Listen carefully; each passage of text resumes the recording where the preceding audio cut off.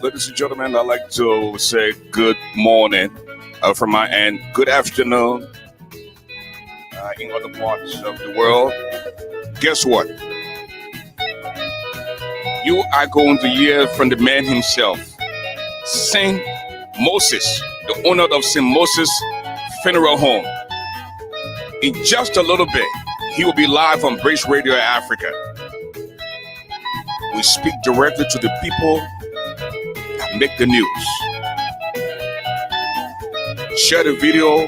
Saint Moses himself will be live on BRIDGERADIO Africa in just a little bit. Invite a few friends. Grab your tea, coffee. Get the popcorn rolling as we hear from the man himself, Saint Moses. What happened to the missing children? You will find out firsthand this morning. What does he know? Does he know something that we don't know? Is he really involved in the missing of the children? Find out from Saint Moses himself in just a little bit as we warm up. Share the video.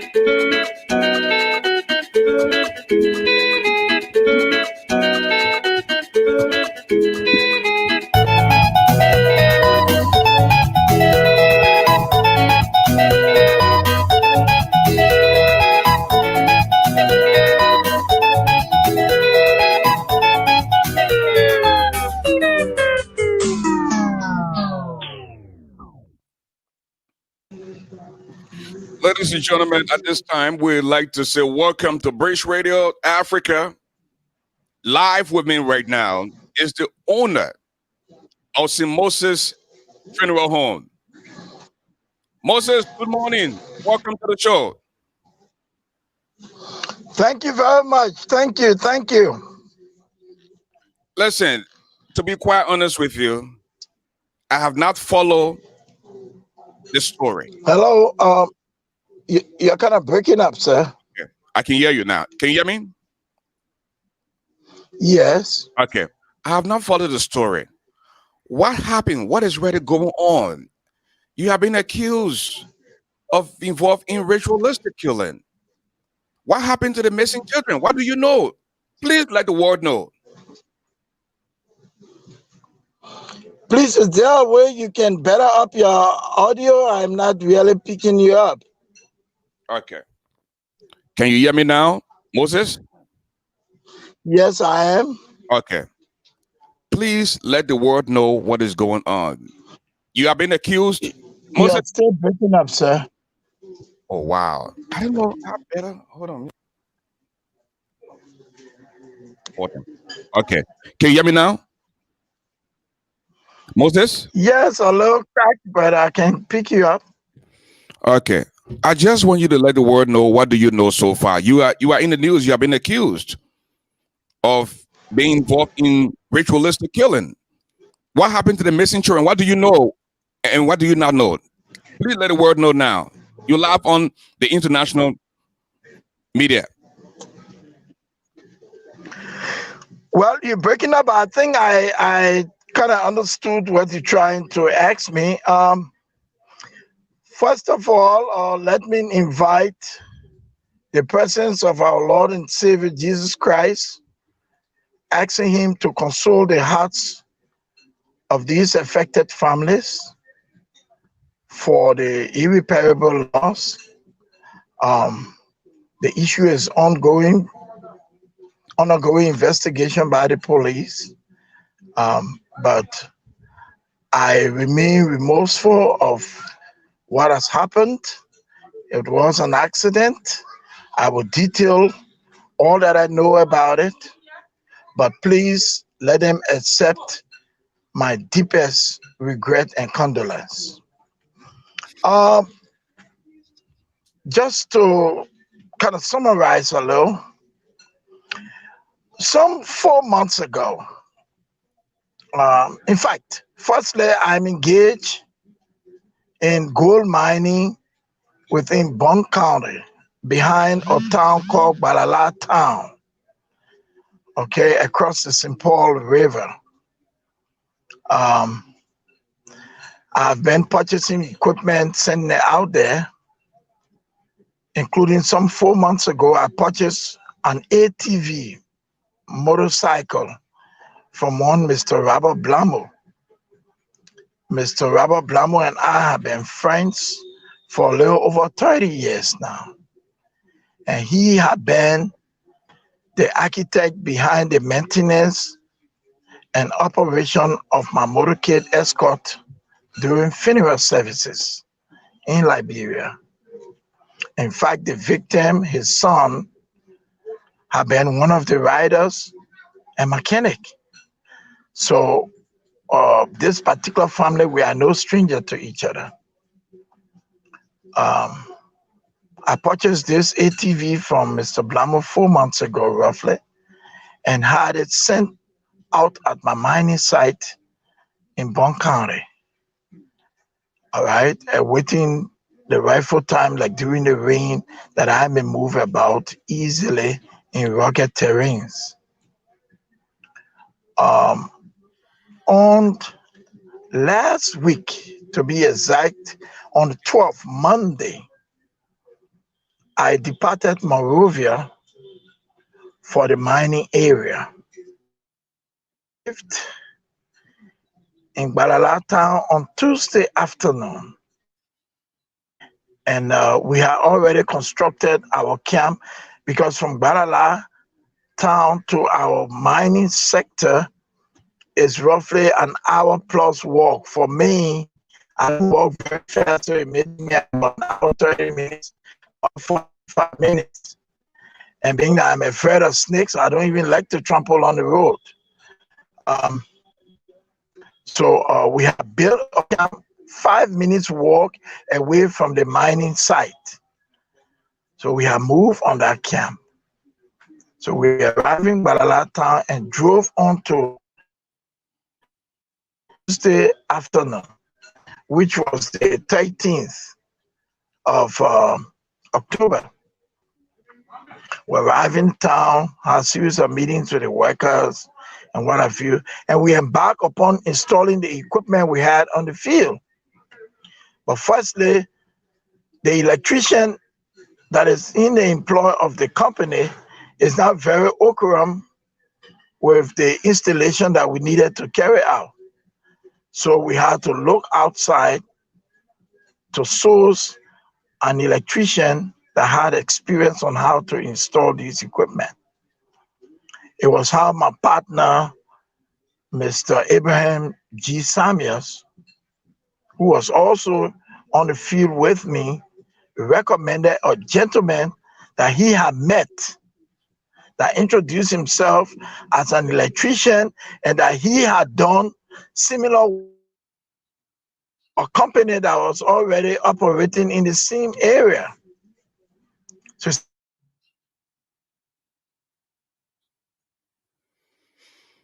bear with us. There's the voice of Saint Moses to see if we can have him call him back. For some reason, the signal dropped. And folks, if you just joined us, share the video. You're hearing from the man himself. What does he know about the missing children? Let's see if we can bring him back. Okay, we're back, Moses. Go ahead. Yes, go ahead. We're listening to you. hello? I can hear you, Moses. Go ahead. We're listening to you. Go ahead, speak. Okay. All right. So my partner decided to recommend this guy who I earlier told him that he could, he was an electrician and he had been electrifying another company's work on that end. It was how we agreed to call this guy up. On Wednesday, my partner placed a call to this fellow and he introduced himself as one Siafa. Okay? And he and my partner went on, set up the appointment that he will come up to do this work. But then he had also stated that he needed certain materials to come up with. So we asked him to list those materials, itemize them according to the cost required, which he did. And it came up to a little over 600 United States dollars. I then directed him to the funeral home to go and have the money picked up. That was on Wednesday. We discussed that. Thursday, which was the 14th, no, the 15th. He went to the funeral home that morning, picked up the money, went to purchase the materials. When he purchased the materials, he returned to the funeral home and called us that I have the materials. So I told my partner, how do we get this man up here?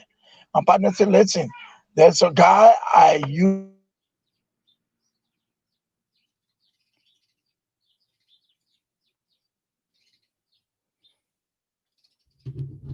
I think I should call him an audio since the video is acting up.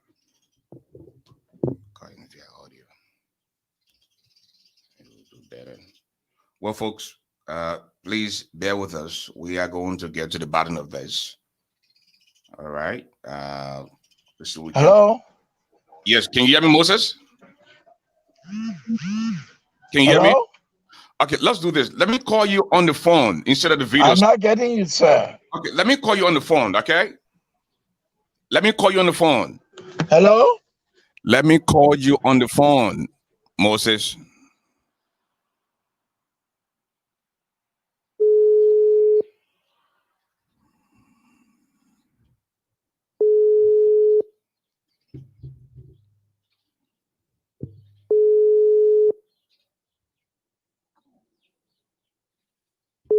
Hello? I'm trying to call you on the phone. Is that okay if I call you on the phone? Hello? Is that okay if I call you on the phone since you can't hear me? Hello? Moses, I can hear you loud and clear. Go ahead and speak. I can hear you loud and clear. I don't know what is going on from your end, but let me try calling you from the phone, okay?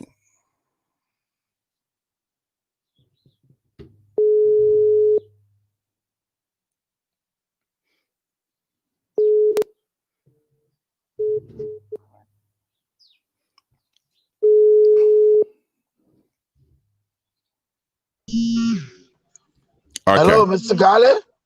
I can hear you. Can you hear me? Okay, you're very low, but let me just go ahead. Can you get me? I can get you loud and clear. You're very loud and clear. Okay. I can get you. Go ahead and speak. Okay. Okay, I'm going ahead. So this motorbiker was contacted. His name was Bobby, and my partner directed him to go to the funeral home, picked up Safar, and have Safar conveyed to our location. My partner gave him all of the directions that he should pass through Bombay. When they get to a particular village called Annie King Village, they were asked for the crossing point to Vobwa town, to Vobwa village. When they get to that crossing point, a canoe will be awaiting them to cross them over the Simpor and onto our site. That was done according to plan. The electrician which we hired along with the biker arrived on the field a little after 3 o'clock, the afternoon of Wednesday. Okay, no, the afternoon of Thursday, excuse me, which was the 15th. They arrived on the field, and nothing much could be done on that late afternoon. So we postponed the resumption or the beginning of the work for Friday. He slept over along with the biker in the camp. The following morning, the biker decided to return to Monrovia. He used the same route from our base across the Simpor onto Annie King Village, where he parked his bike, and onto Monrovia. Mr. Safar, the electrician, remained with us on the field and commenced his work. He went ahead, did the work on Friday. Then we decided that since we have returned to the camp, on Sunday, we should go and turn over the building the town had allowed us used before we build our camp. So on Sunday, since we do not work, I will be going to the Balala town to turn over the building, pay whatever fees, the gifts we brought, zinc that we brought for citizens to have it turned over to them, including the rice milling machine we took for them. So I decided to go and start up the ATV, which is a four-wheeler motorbike that I purchased from Mr. Robert Blamo and transported on the field. We successfully started the bike, but unfortunately, the bike could not go in gear. Okay? Hello? I can hear you. Go ahead. Continue to speak. Hello? Yeah, I can hear you, Moses. You are still on. I can hear you. The bike could not go in gear. Every time I tried to put the bike. There you go. It's signal problem here. And folks, bear with us. We'll still try to get him back. Share the video. Listen for yourself. Invite a few friends.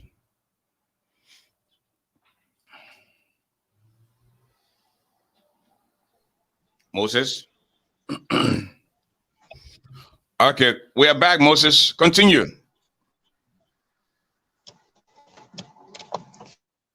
Continue. So Moses.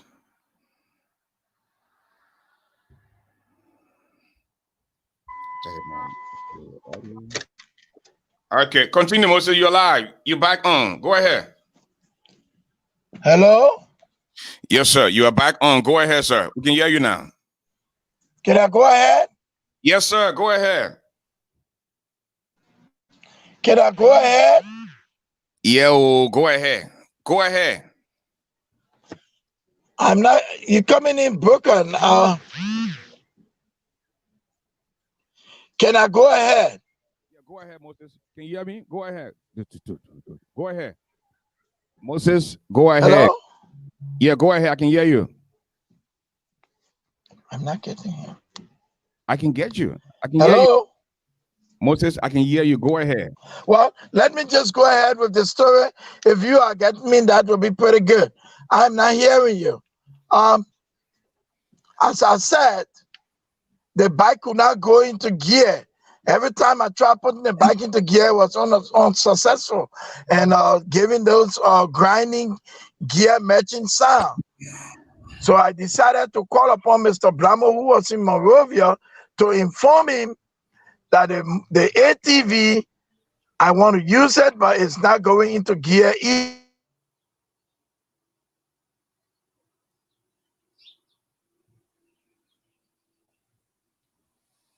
I'm gonna enjoy this. So, why today? Why only this Sunday morning? Okay, let's see if we can get him back. Okay. Moses, Hello? Moses, can you hear me now? Moses. I think we'll be better off via WhatsApp, the audio. What do you think?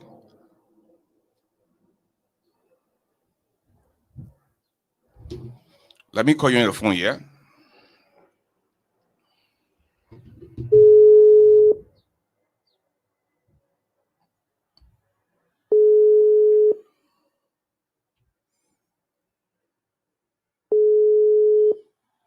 I'm trying to reach Moses via phone. I hope that he can pick up the phone call instead of the video. Moses, forget about the video. Pick up the phone. Michael, please ask Moses to pick up the phone. Moses?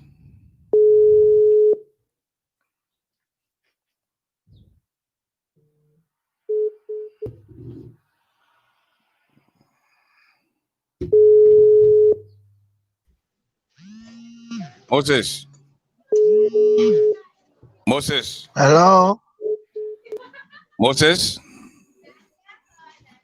Hello? Can you hear me, Moses? Yes, you coming in faintly. Let me just go Okay. ahead if you are getting me. Let me call you on WhatsApp, on the phone. It'll be a lot more better. Okay. Okay. All right. Okay. Be speaking Siri. All right.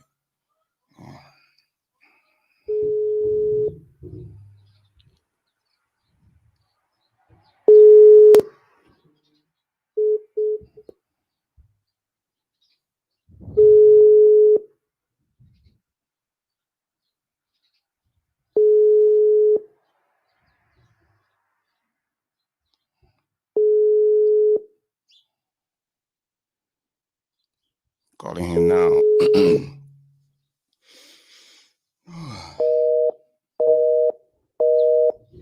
Man, got an important interview. Then you on the line again.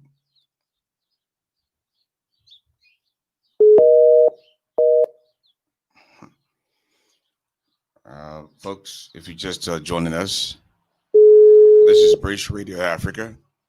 We're live this afternoon from Detroit, Michigan. On the line with us is the owner of the St. Moses Funeral Home, and he's here to clarify, to give us some information as to what happened to the missing children. And please listen keenly as he tells us his side of the story.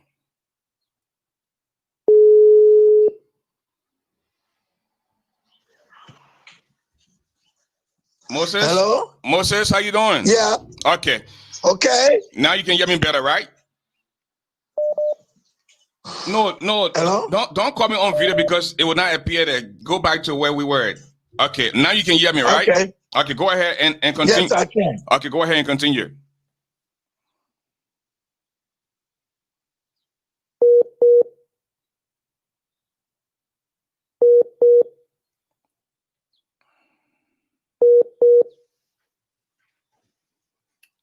Moses, Hello? yeah, go ahead. Continue. I'm sorry for the breaking because there are other calls coming. Okay, go ahead. Yeah. So I was successful to get Mr. Blamo, but then he told me he was in a meeting. He would call me back. Later, I called him and I got him and I explained to him what difficulty I was going through getting the ATV to move. All right. At that time, the electrician continued with his installation. So Mr. Blamo asked where I was. I told him I was behind Jungle Gene camp in Bond County. He said, but I want to send JR. How does JR get there? All right. And I told him, listen, we have a biker who had left for town, and we have this biker contact you to pick JR up. He said, very well. Give the biker my number, which we did. All right. This was on Friday.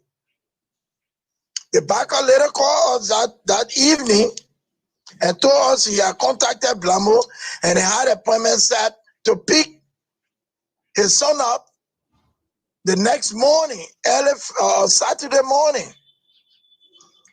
A little after 6 o'clock, the biker again called us and told us he has already picked up JR, Mr. Blamo's son. So they were headed to us. I said, no, don't come right away. I need JR to pass by the office and pick $500 up and have it brought to me, okay, to go through some expenses and what have you. They went to the office. We were on the field putting hoses and other water pump together when I noticed that the hose that we had for the water pump was short. I then called Moravia's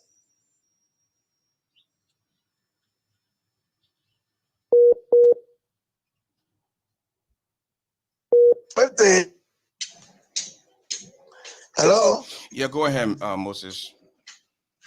Hello? I can hear you, my brother. Go ahead. Hello? I can hear you. Go ahead.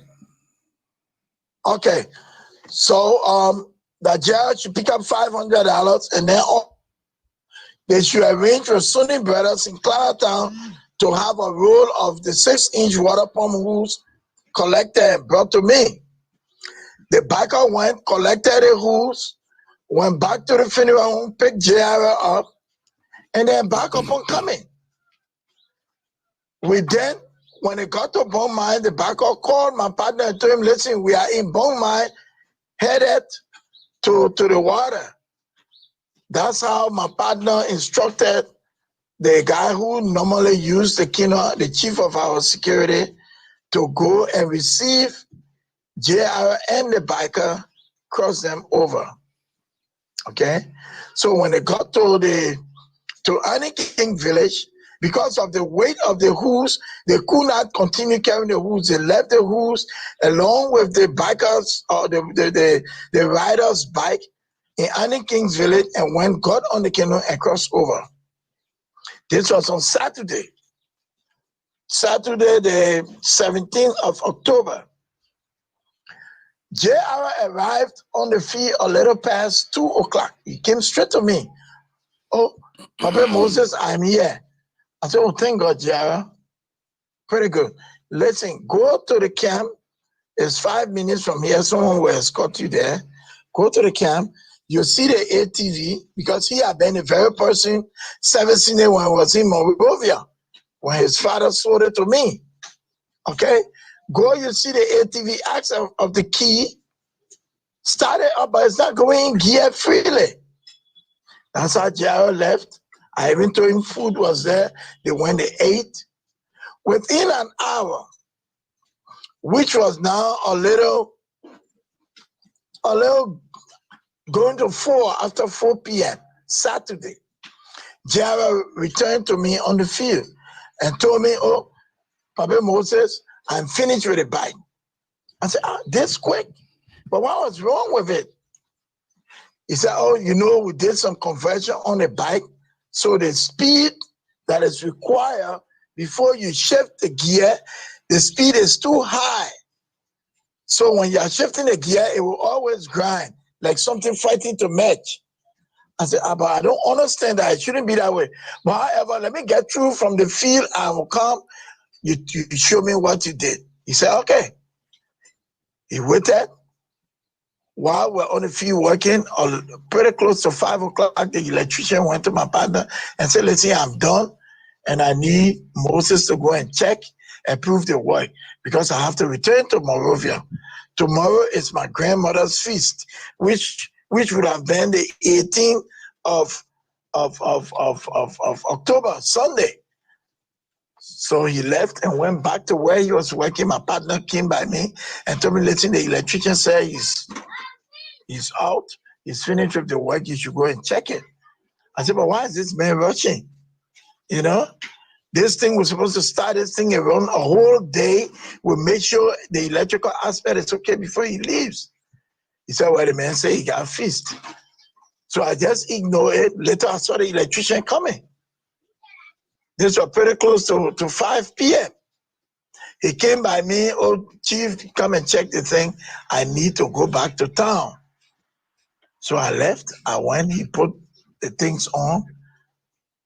Some of them came on perfectly, but the jig, the motor on the jig was not turning fast enough. So we suspected that it was the current that was not enough going to it.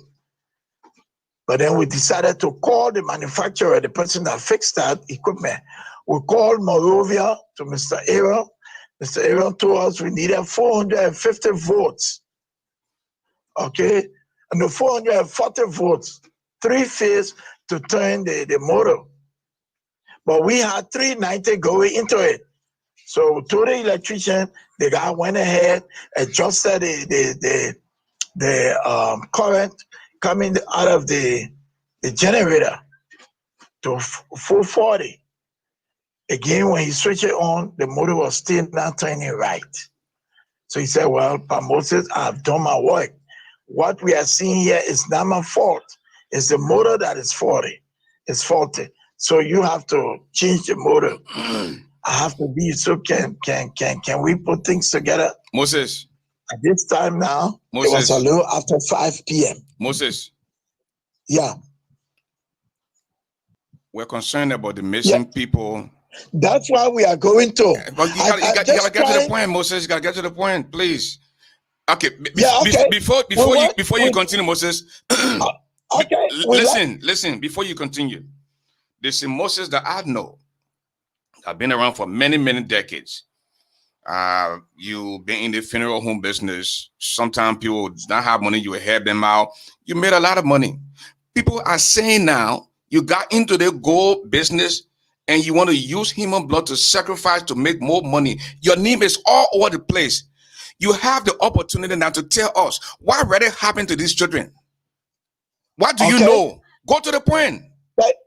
Thank you. So we returned to the town, understanding that the electrical installation was properly done, but one of our motors was faulty.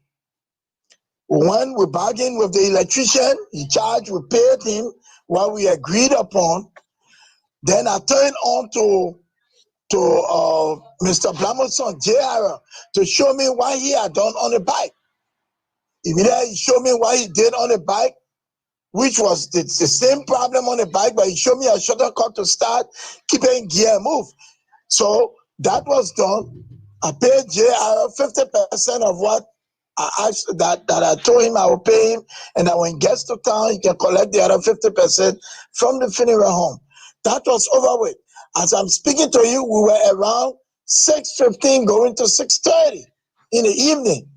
The electrician demanded that once he's paid, he's leaving, he needs to go. He went to the biker and told the biker, you have to go with me because I have to leave. Go in front. You have to carry me back. Go in front. Continue. Fast forward. Moses, don't go to the point, please. Yeah. So the biker agreed to take him. But we told the biker, no, you people have to leave together tomorrow, which would have been Sunday. The electrician demanded that he has to leave. The biker too said he wouldn't sleep the second time over there. He has to leave also. So both of them had agreed to go. It was when Blamo's son, J.R., heard them saying they were leaving. He said, look, Papa, I have to go. I got church to go to. I cannot sleep here till Sunday. Please, I have to go. So I will go with these guys. The biker said, okay, I can take the two of them to town. I said, but J.R., look at the time, man, gentlemen. Just sleep over, it's already late. They swear they would not sleep. That's how my partner decided to get 4 guys from the camp to escort them.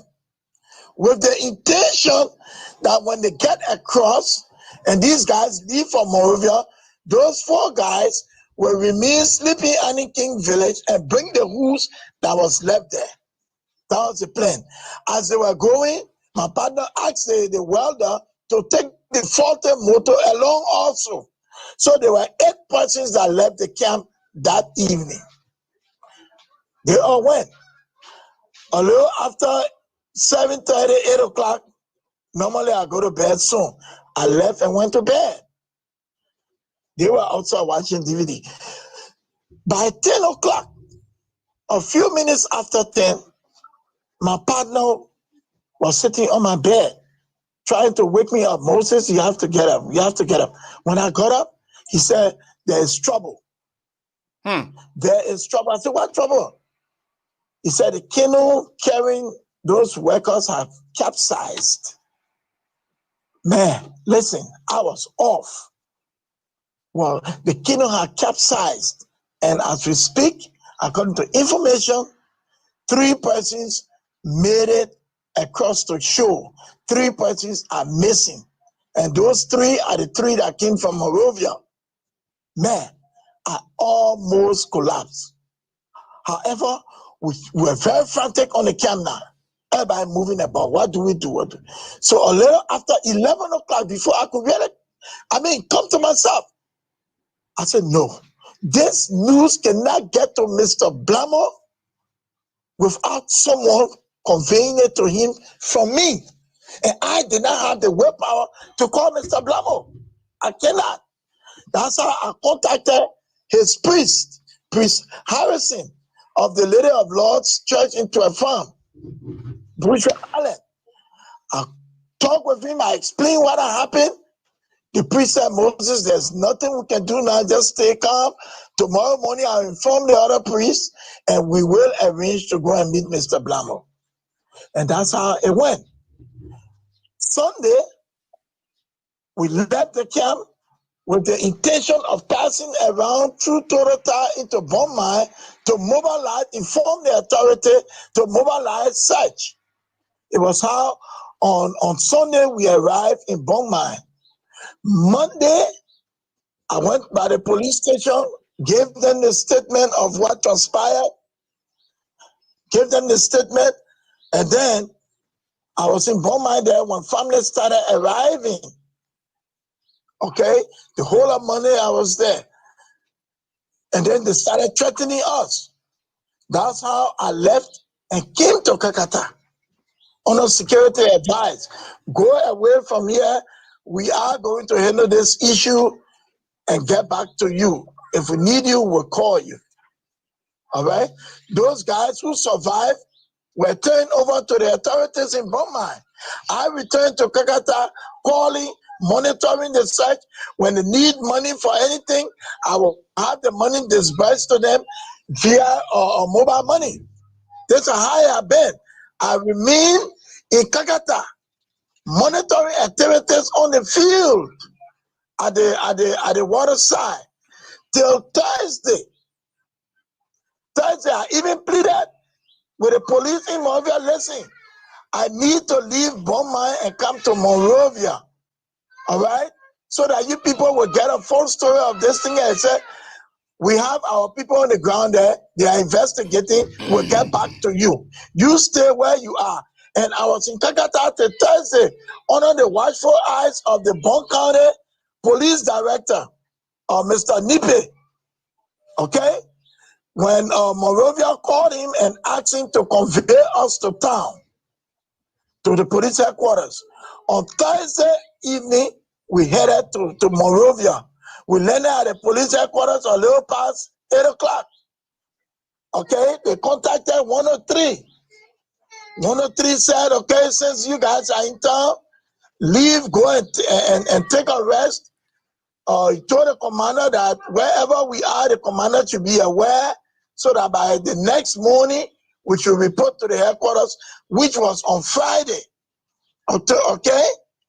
Friday, October 20th.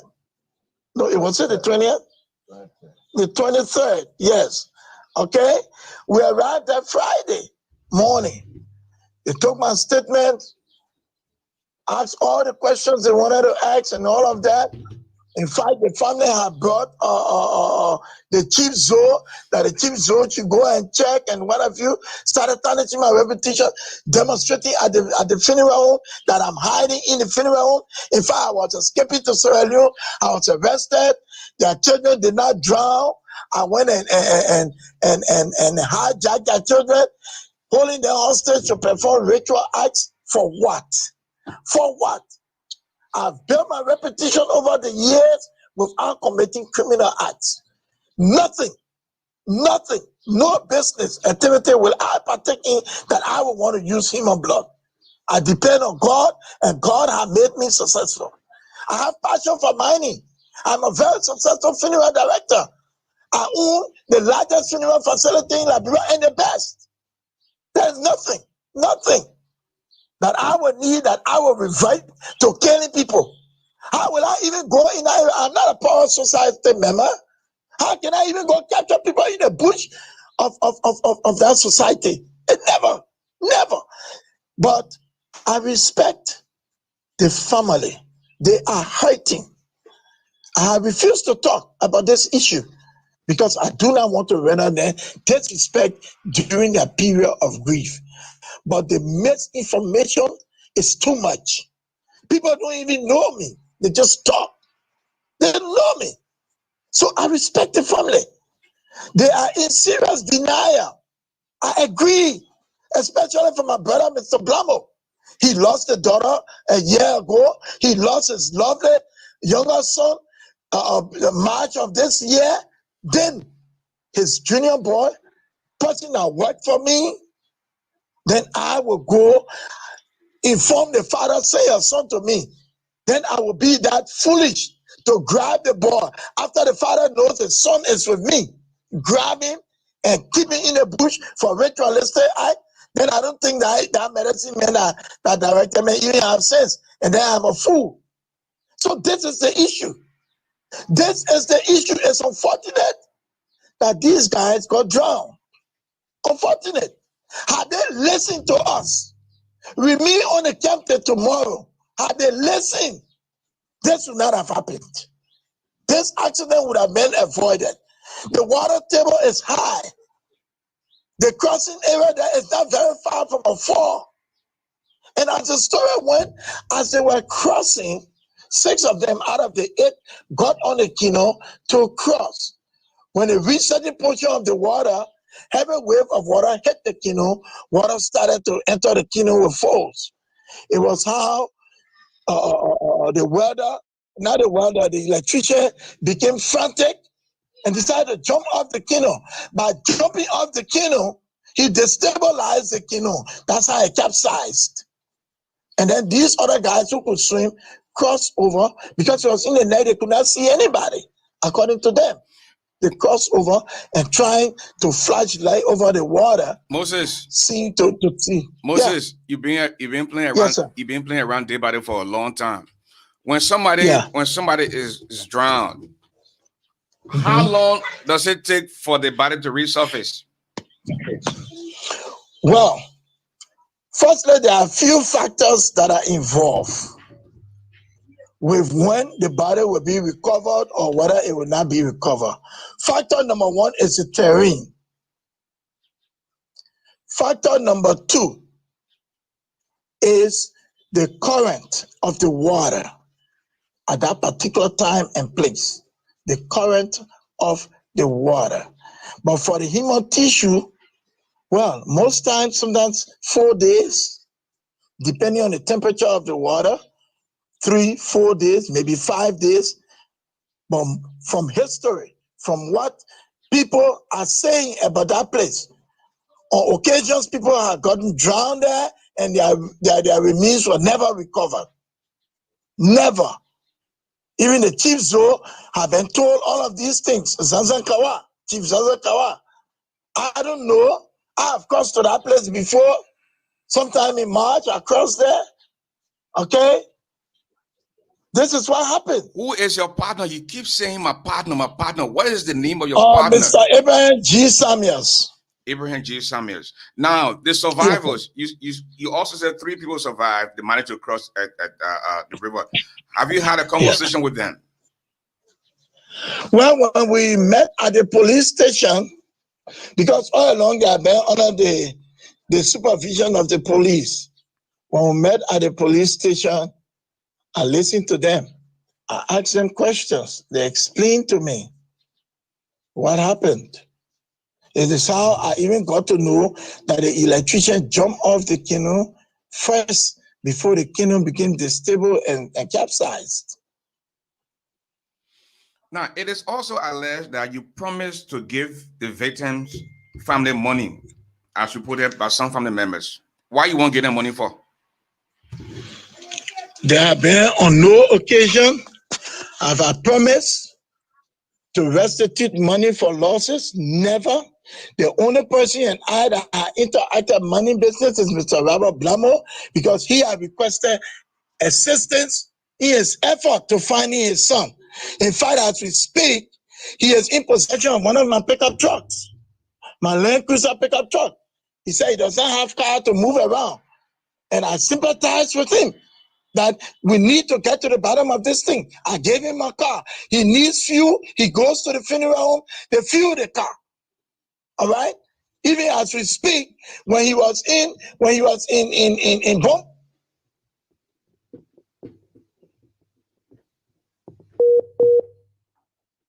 You don't go, because come open the telephone line too. Maybe some of you people He transferred the money, $200 US Blamo through through.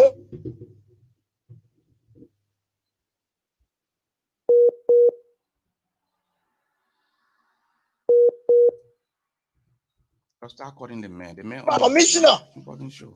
But Saturday for he Blamo to be able to go up with Chief Zanzan Kawa. Hello. Yeah, go ahead. I'm hearing you. Hello. I can hear you, Moses. I can hear you. Yeah. Even on Friday, excuse me, when I was at the police headquarters, he wanted to go up. He wanted to go out of town along with Chief Zanzan Kawa. He asked me for $300 to facilitate the trip. I told my office, get Blamo $500 in case he needs other expense to make. Give him. You understand? I don't hide anything. I do this out of goodwill because by right, I'm supposed to even be standing with the family, finding a solution to this thing, not to be on the other end as a criminal. But they have painted me black for no reason, for reason best known to themselves. And people who are ignorant of what happened, don't even know me, don't know the story, are carrying fallacies around. But Moses, I'm very sorry for them. But Moses, with over 5 million people, why are they saying that because of ritualistic purposes, you allegedly trying to sacrifice us or have sacrificed this young man? Why, see, Moses, your name is all over the place. They could have said somebody else, but why you? Why are they accusing you? As for all I can paint here is I'm a very successful businessman, very successful, very hardworking. All that I've acquired, I have worked sacrificially to get what I have. And it's pathetic that my fellow Liberians may look at this as an advantage to bring me down. But as God will have it, it will never happen unless I'm guilty. In fact, how much money will I want that I will grab 3 able-bodied men, able-bodied, and hold them hostage? How much? Maybe it's $1 billion I may be getting out of the ritualistic act. Maybe. Instead of me passing around here looking for money. This is not true. This is not true. It's unfortunate. I reverend the respect of the family during their grief and during the loss, but these guys got drowned from the story I got from these from the survivors. These guys got drowned. And as we speak, fragments of the canoe have been located all the way down, several miles away from where the incident occurred. They have recovered fragments of the canoe that capsized. It's the body now. Everybody is searching. Everybody's searching. So, I mean, sometimes I try to reason with the family because they are denying that their loved one is dead, but the direction to which they are carrying this denial is not even true. It's not true. Now, People are lying to them. Let them bring evidence. Some people say the phone wallet. Some people say they've been calling the phone. Let them bring record. Let them bring evidence. Now, let them bring evidence. They cannot show evidence. Moses, people have Let it show convinced the police so the police can arrest me today. Moses, people have convinced themselves that you killed these children. Now, let me go to the telephone line and have people call in to ask you a few questions. The number to call is 248-979-1718. I believe we'll have a caller on the line. Hello, caller. 6668. Jerry, sorry, me. I'm calling from Maryland. Go ahead, ask your question. Okay, yeah, but before I ask my single question, this is what I want to say. Okay. Go ahead. You're accumulating falsehood, all right? Listen, I was in my office on Friday at work. This person bumped into my office and told me, "Oh my God, did you hear the news?" I'm like, "What?" He took the people clip and he what? And I had my sister. My sister was supposed to be buried in Liberia on Saturday. And I think they took the body out of they were taking the body out of that very private. And I was shocked. I said, I've never heard any news like this. I was so very sad. So the fact that Moses came out to explain the situation that he was never in Liberia when the people went to the funeral home. The people in Liberia like to carry forth information. So as what? You're supposed to know Liberian people. Okay. Having said that, let me ask my simple question. Moses, where these guys that went and these people that died and that got drowned, were they working for you? Because that would be the only reason why they will use your name. Because the fact that they are working for you and then they die, they automatically got to say, probably it's Moses who got himself involved with it. And that's the simple reason as well. Thank you. Thank you. Moses, were they working for you? The victims were never working for me. The electrician was a higher contractor. J.R. Robert Blamo, came on behalf of his father to repair the ATV that his father sold to me. The third person, Bobby, was a hired biker or transporter. They were never in my employ. Okay. We have a 612 number. The last four digits, 7486. Tell us your name and ask your question, please. Yeah, thank you. My name is Bobo Saki. I calling from Minnesota. I want to ask the most because I've been to that area. I've been to Jomo camp. I know two routes that people can use to go. One is in Klebe. You take the road from Sanoye. You go to Some and you go past to Klebe. And that's how they use ferry. The one is in Boma is around Hindi where you go Hindi and cross through Hindi and go on the island and you take the bush road. Is this the one in Hindi way they were using or the one I included? Thank you. Okay, thank you very much, sir. In fact, there are several other ways you can go to our camp. You could pass through Brewerville, through Bapolu, through Jongo Jin camp, then to our place. But the road there is treacherous now. Another way, like you rightly said, through Hindi. Another way, the former vice president of Liberia had installed a ferry, via Toyota route, okay? Now, where we cross is a little shorter, a lot shorter, because you get to Bomai and route to Handy, you branch up to King Village side, and then go to the crossing and cross. You just have 30 minutes walk, you are on our field, instead of all the way around. And we did not establish this route. This route was established by a man owning a town they call Vokpa, Mr. Vokpa. He owned a village right across the St. Paul River. So because the field is right behind his village, so we use that route as a shorter route over the St. Paul to get to that place. So he established our crossing. He normally uses it to come to church, go back. People carry materials across it and use it. That's how we started using it. Okay, we have 3746. Tell us your name, please. This is Catherine Dora, and I'm calling from Texas. You're live on the radio. Go ahead and ask a question. Yeah, thank you very much, Ashford. My question to St. Moses is that were you able to meet the survivors after they survived? I think they were able at the police station, were able to meet them.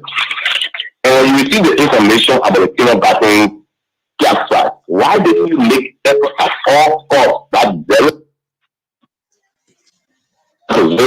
to come to Monrovia because you survivors?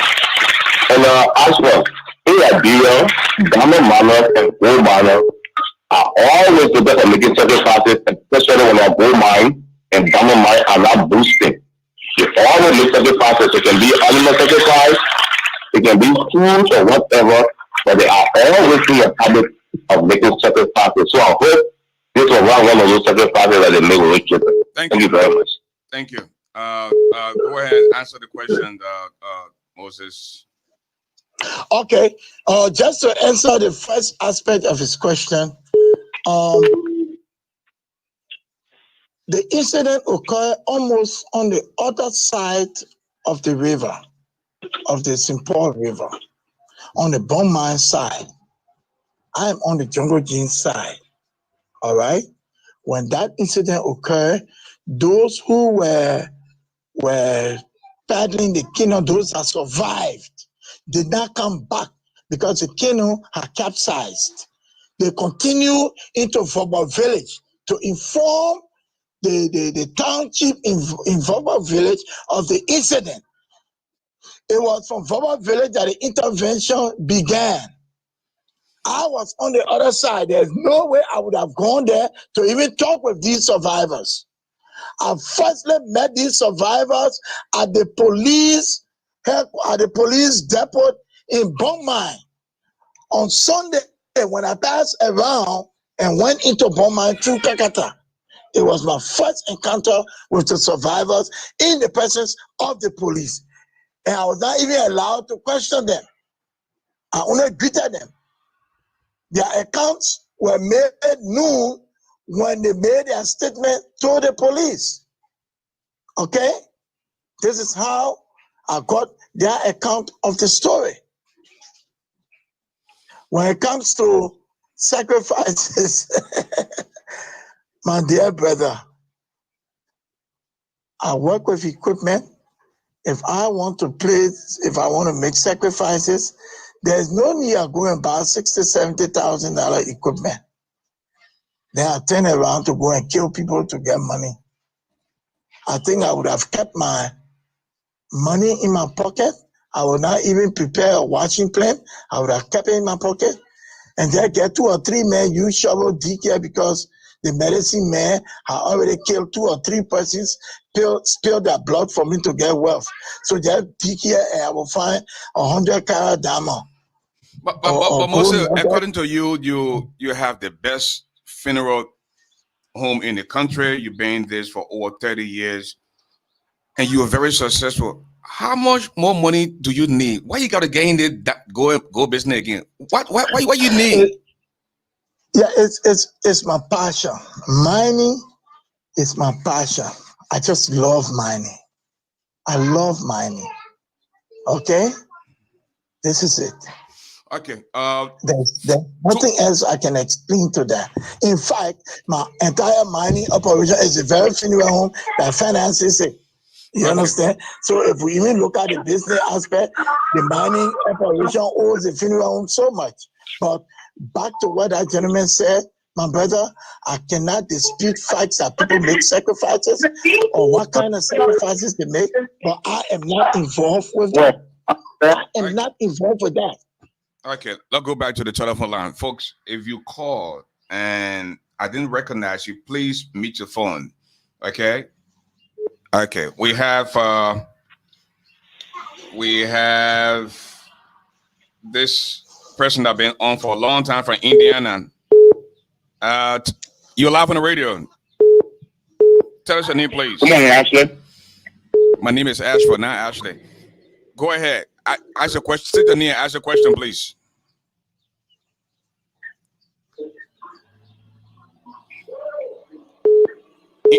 Call from Indiana. State your name and ask a question, please. Oh, Ashley, good morning. My name is Rufus Stati. And first of all, we'd like to say our condolences to the bereaved family. I'm also from the Handy area. I'm from Handy specifically. And I think I got an idea of the area Mr. Moses is talking about. Thanks to his defense. We missed that. Hello? We got a caller on the line from Liberia. Tell us your name, please. I'm Bobby Sompong calling from Looking Down Caldwell. Okay. I know the beginning very well and I'm deeply hurt. I got two questions for Mr. Moses. First one, how to do with the people that he said survive. And who helped them to survive and how did they left the bush that night to reach the information to you guys that 10 to 11? Because we know that surviving for water, you will not be to yourself, you will have trying for water, you'll be unconscious or so. So who helped them to survive that one? And that thing, I know the police implication, but if you get nothing to fear, the ones who have nothing to fear can run. So why is he running from the police to somebody and what have you? Why can't you face the situation, go to the scene and see what he can do? Be around. Why is he running? He has a whole lot to work with, especially from our family. Gigi was a good friend of us. We lost her from looking down there. It was so beautiful. And hello? Thank you. I think your question asked. Okay, we'll go back to you, Moses. I did not get that question. Can you please give me a hint of it? It was not clear. To answer to this question. And once you have nothing to fear, you can run. Excuse me. He said your question was not clear. Can you please re-ask your question? The first question, who helped those guys to survive the kind of time of the night? You're surviving in water, you will be unconscious, or you were taking some water, you will just be helpless. Even you're good dabber, coming from in the water, you will be helpless. Who helped them to come to the town so quickly to spread the information? Two, why is Mr. Moses running? Why is he not with the family? Why is he not to the police in the town, making sure things is done? Why is he running and sending support? That's my second question. Thank you. Moses? Okay. Thank you very much. Question number one. According to the explanation of the survivors, they had crossed the middle of the Simpoa River. This is a very wide river. They were all few yards away from the shore when this incident occurred, according to them. So when the canoe capsized, they were able to swim to safety. They were not drowning. They were able to swim. They are swimmers. They were able to swim. Unfortunately, the three other occupants of the canoe could not swim. Some of them have other impediments on them. They are backpack with tools. Some have rain boots on. And this was how, they got under the water. I was not there. I was not at the scene of the canoe being capsized. That's one. Two, please let the world know that I did not run away. Let the world know that I did not run away. And throughout this incident and the investigation going on, the police had never intimidated me. It is the family. I owe respect to the family. They are going through grief, but the extent to which they are taking it, threatening my life, and all of that, it was how security forces said, look, Moses, this investigation is ongoing. You have to keep a distance, secure enough. When we need you, we will get hold of you. But unfortunately, the commander of Bon County Police Detachment, Mr. Nipe, had been the person who knew where I was, how to get to me, and all of that. Now, so I was not running away. On Thursday evening, I was escorted with my partner and the 3 survivors that were under the custody of the police to Monrovia, Liberia National Police Headquarters. We got in town a little after 8 p.m. So I don't know where they got their story from that I was running to Ivory Coast or to Sierra Leone and I was arrested. When I was in Monrovia, I slept and reported to the police headquarters Friday morning. So they need to give account fully of that and not to deceive the world. Now, according to you, people threatening to burn down your facility, and it is also rumored that you were running to Sierra Leone and you were arrested at the border, and that's how you came back. Thirdly, I want you to please provide us the contact information to the 3 survivors. I think they need to be questioned as well. But hold that thought. Let us go back to the telephone line. Pastor Sunday is on the line. Hello, Pastor Sunday. Good morning, Mr. Haskell. How you doing? Thank you very much. My question, thank you, Mr. Moses. Hold on, Pastor. The rest of the callers, please mute your phones. I will just hang up on you. Please mute your phones. Thank you. Go ahead, Pastor Sunday. So, Mr. Moses, I was a little boy when Mr. Moses being in the country and the identical incident. I respect you, Mr. Haskell, for giving me the opportunity. But Mr. Moses, no, those 3 gentlemen are not there yet. Tell the traditional people to release the 3 people because they're waiting on you to give them the order to release the people children. Stop blindfolding yourself on the radio. Please, Mr. Moses, you know what's going on. Thank Please, you. I'm appealing to you. They're waiting on you to release the people children. Don't say that's a king of the phone. That's a setup. You know that. Okay, yeah. Hold on, Pastor Sunday. Hold on. Pastor Sunday, hold on. Let him address you. Can I address this gentleman? Yeah, go ahead. Pastor, are you a Liberian? Did you grow up in Liberia? I'm a Bassa man. I'm from Pichano. I'm born and raised. Mr. Moses, I know you too good. Please, I'm appealing to you on behalf of the family. It's to start the bush Hold on, Pastor Moses. Pastor Moses has a question for you. Hold on, Pastor Moses. Yeah, go ahead. I missed it, Pastor Moses, Pastor Sunday.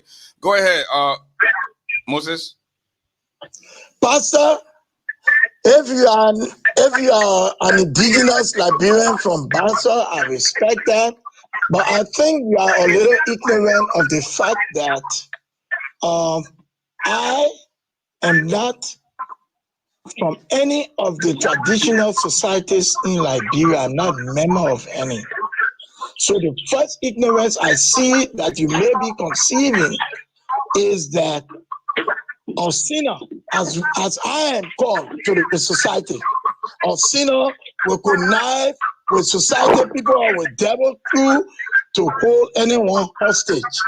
You are a little out of the truth.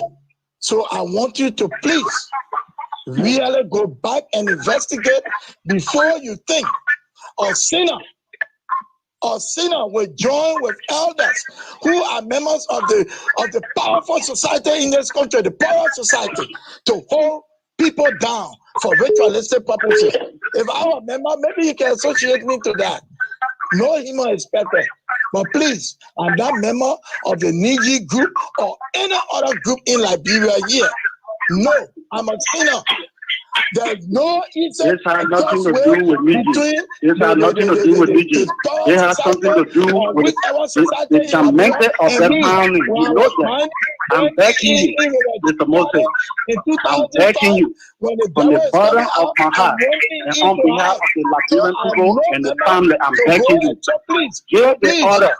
Let the people release the 3 boys. I'm begging you. Thank you, Pastor Sunday. We have a 702 number. The last 4 digits, 0205. Please tell us your name. Oh, this is Cyrus from Pennsylvania. Welcome to the show, Cyrus. Thank you. My question to Mr. Moses, with everything he explained so far, is he willing to travel out of the country to do a live detector test? Thank you. Mr. Moses, are you willing to leave the country to do a live detector test?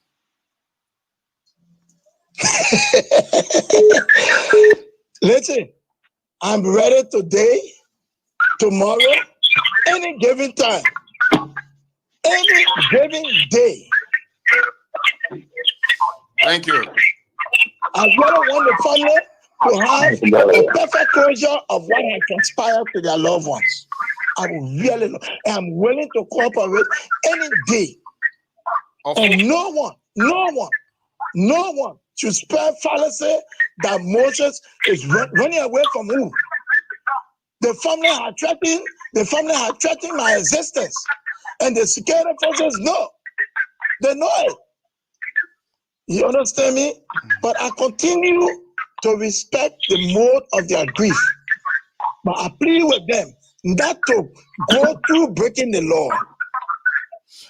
Now, Moses, we're going to go back to the line, but just before we go to the line, Moses, the rest of the others who are in doubt, I want to join them. If you already know something about this, and because of ritualistic purposes, you got these people now, and it is upon your instruction that they will release the train so that they can reappear alive. If you know something, please help us solve this. But if you don't know, then Unego will vindicate you.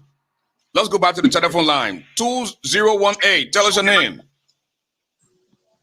Yeah, good morning. I've been J. Alexander Toke. I speak from Minnesota this morning. And good morning to you, Mr. Simose. I've been following Simose for a very long time. And no history ain't know that I know that the Moses are kill people.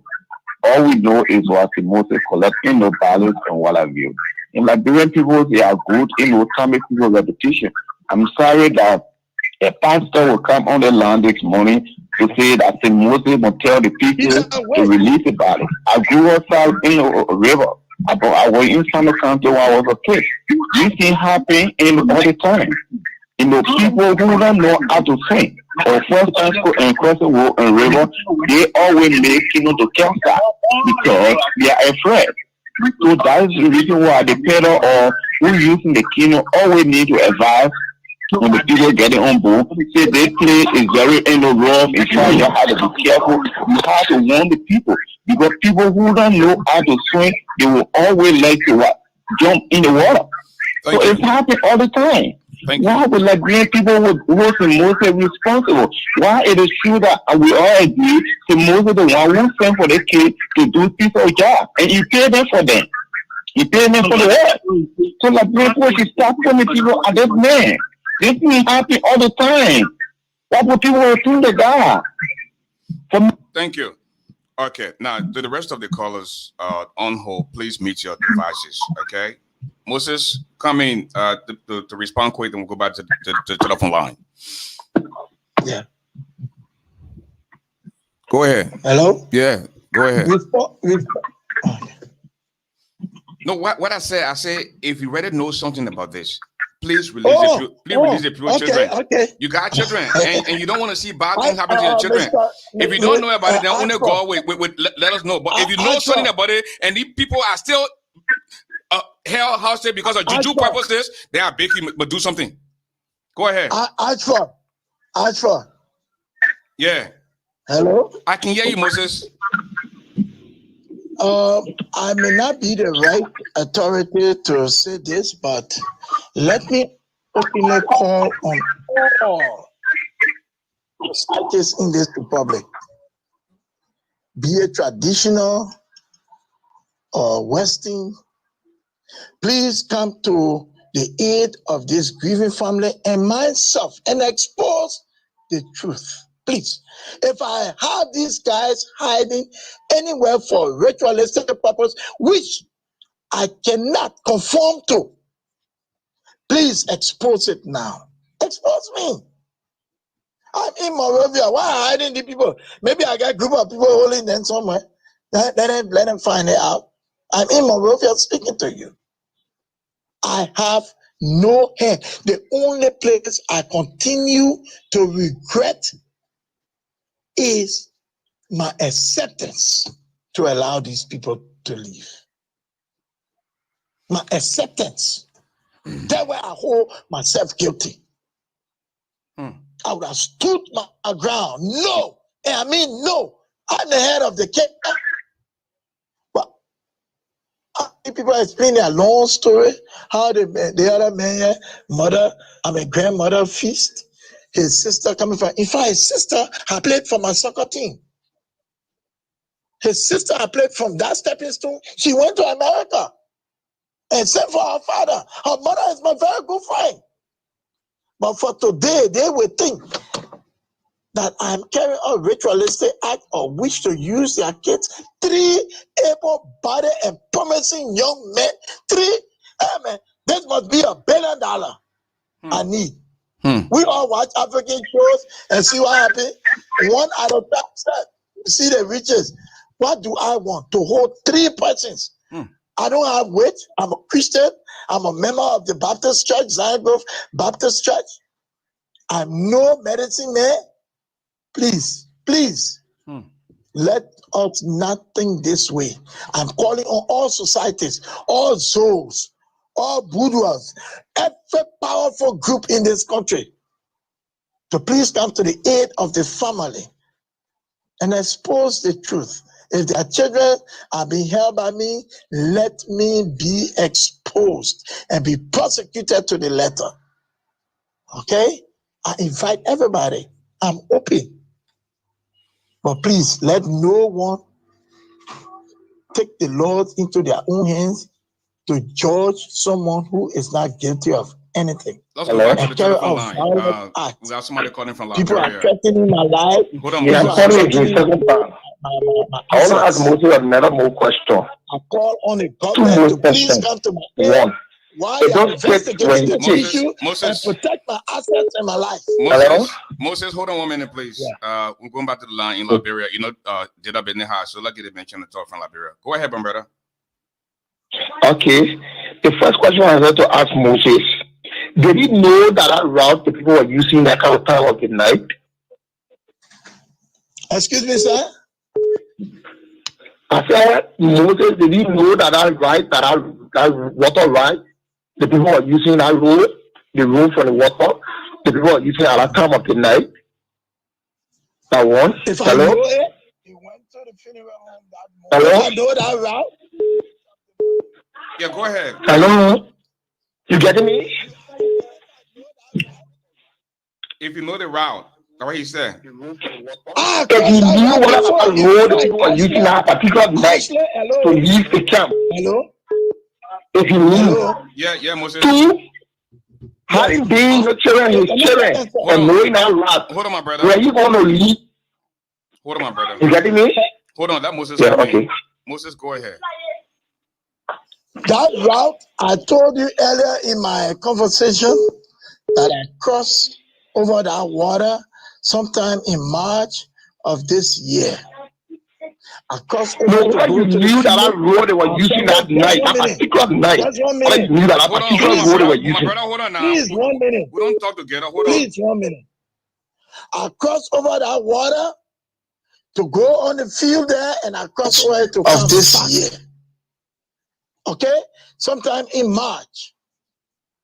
This water, this particular crossing point have been used by several others to go to where we are, to go to the village across the water.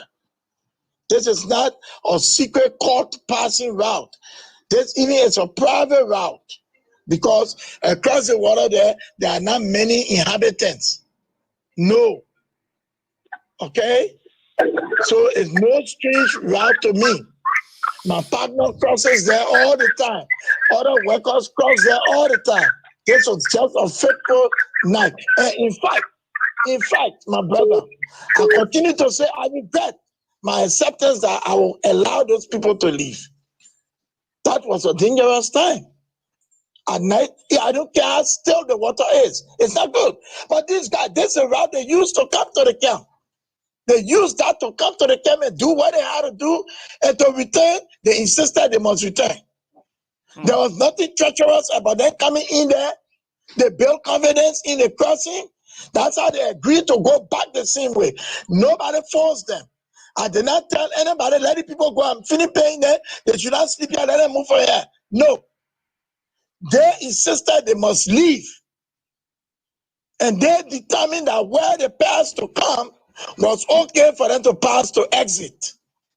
I did not dictate that. It was their own conviction within them. And we did not just give one person to assist. 4 persons. Okay, Moses, we want to take one more caller.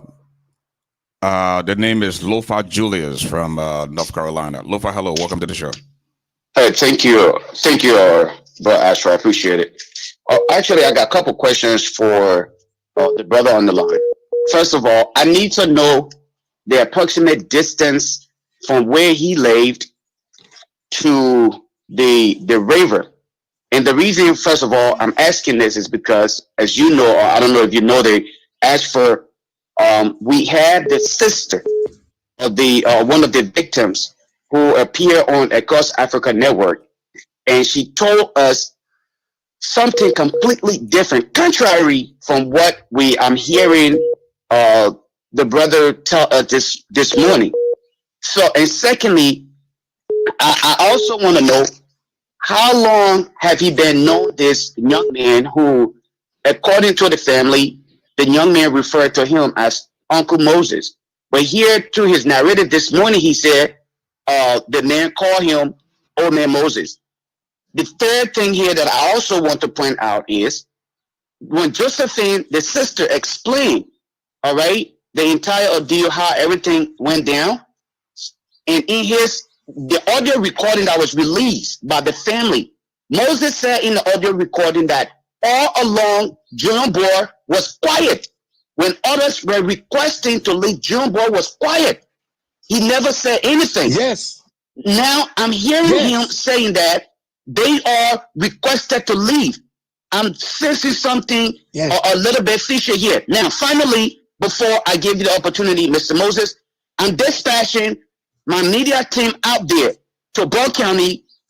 Will you also work along with the media team? We don't want you to give money. Will you work along with the media team to take them around and give us a surveillance of where the distance from where you live to where the entire incident took place, and at least give us an idea, and the entire team to help look for these boys, because we don't believe that they're dead.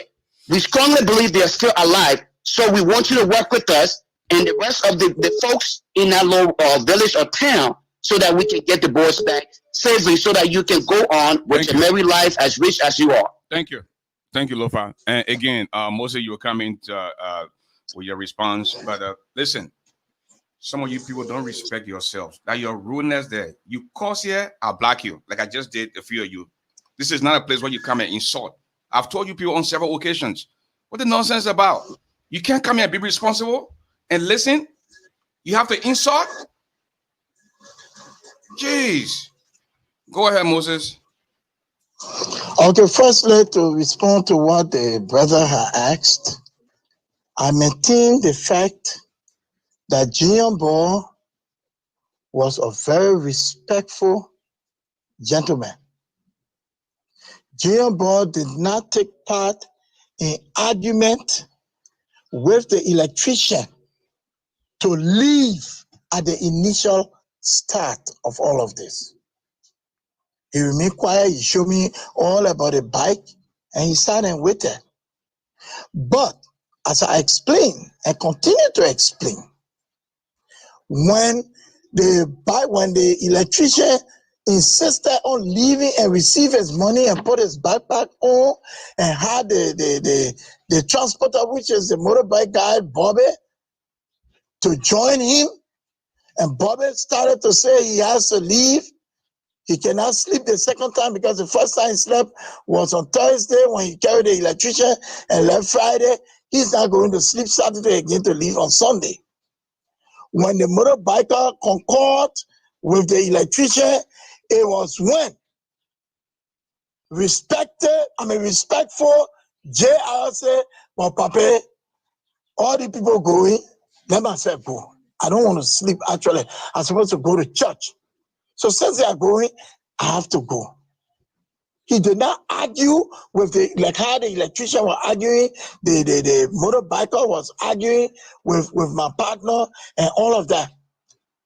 Giambo did not. I even stood beside Giambo after he had convinced me that, Papa, I have to go to church tomorrow. Since they got brought me, let me go with them. I don't want to stay, actually. I want to go. That's where my weakness came. I ordered my partner, I said, pay Giambo $50. Giambo, when you get to Monrovia, on Monday, please go to the funeral home. I will call there. They will give you an additional $50. You copy me? This is what transpired there. So I don't want people misunderstanding that I just said Giambo jumped from Clear Blue Sky. No. When I was speaking to which other family, I was giving a summary. But this, I'm detailing how it happened. Who started? Who added again? 1. 2, the brother asked that I show around. My brother, people are holding me as a witchcraft, which I am not. People are looking at me as one of the syndicate members capturing people for ritualistic acts. I just believe they are so ignorant. But for the better of the good, don't use me. I may lie to you. Already I was running, going to Sierra Leone, as people said. So why you want to use me now? You think I'll be truthful when I was running away? Don't use me. Go there. Contact the superintendent of Bond County. Okay, Honorable Esther Walker. Contact her. I will give her number upon permission to ask for. You call her. She's putting together a team of journalists to go on site and even observe the distance from the camp to where the people went to board the kingdom before going on the river. You will see the distance and know whether someone can be there and people in the camp hear them or see them or know what is going on. All of these things you want to know, they are good. They are helpful for the investigation. But please, with all due respect, erase. If you want to investigate, you cannot have preconceived notion. Then you cannot be a fair investigator. Then you are biased. Investigate. People have told you Moses is holding people. You have no evidence. You as an investigator, you remain open-minded, independent. Carry on your investigation. Do all your background investigation. That will be healthy. Then you will see who will be vindicated. That's all I got to say, my brother. I want to go back But to the telephone line, Moses. From the start, then no need you even begin. We want to go back to the telephone line. We have the 267 number, 7162. Tell us your name, please. Hi, Aisha. My name is John Johnson. I'm calling from Pennsylvania. I'm sitting there so hurt in my heart listening to Steve Moses because I remember an incident when the CDC government came to power. There was a video circulating on the social media that Steve Moses was caught in New Jersey SK Cemetery. In the night, I think I still have that video. He was buried people there, and the community, the dweller of Ina area caught him. That case did not go anywhere. Hold on. So Moses knew what he's doing. Hold on, caller. Hold on. Let Moses come in to rebut what you just said. What you said, Moses? My brother, my brother, you are lying. You are not duly informed. Do not give misinformation. There has never been a time St. Moses or any of his staff have been involved in grave robbery in Liberia. So you are misinformed. You shouldn't be coming on radio to the story is not misinformed. The story is not misinformed. I think Henry Costa even posted that video. Listen to me. I still have the video in my possession. It was in the night. It was two body wrapped. That not St. Moses. I still remember. Most of them know what they're doing. You don't know nothing happened whatever happened. They don't know what they're doing over there. Let me cut you. You don't come here with just lies. We saw that video. Lie. It had nothing to do with St. Moses. That's a different funeral home. I will never acknowledge it. Just you don't just talk. Get angry. Misinform people. Over the place. The men did that. That's why I don't even tell some of the stories. I go for the person and bring them on so they can vindicate themselves. Jeez. What kind of people are these? Hello. Hello, caller. Tell us your name. I'm J. Louis Harrington. I'm actually calling from North Dakota, Bismarck. You're live on the radio. Go ahead and ask your question. Yeah, Ashford, I want to appreciate you for the time. And I want to congratulate you, sir, for having the show. But first of all, I want to ask a few questions for hold on. You in America? I'm in Liberia. Did I been hot? Hello, the Liberian number 1000 is the last 4 digits. Tell us your name. Hello, my name is Caesar Morris, and I'm calling you from Monrovia. I have followed this show from the beginning and heard the explanation, and I thought it's important to make a call and contribute towards this. I think Liberians, we need to be fair and frank with ourselves. We all know the story right now as we speak, right? The issue about the bridge that got damaged in Clay cut. Because of that, right now as we speak, people are crossing over the river in very unsafe conditions. Look, if you go to those places, Ashford, you can just look at it and know it's a death trap. But our people use it every day. No safety protection, nothing. And now, look, what happened over there is a tragedy. We regret it, but this is an accident. People need to understand this is an accident. It happened in Liberia all the time.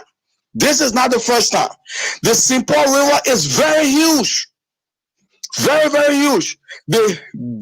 When I first heard this in the media, it was so discouraging that this man was escaping through the border.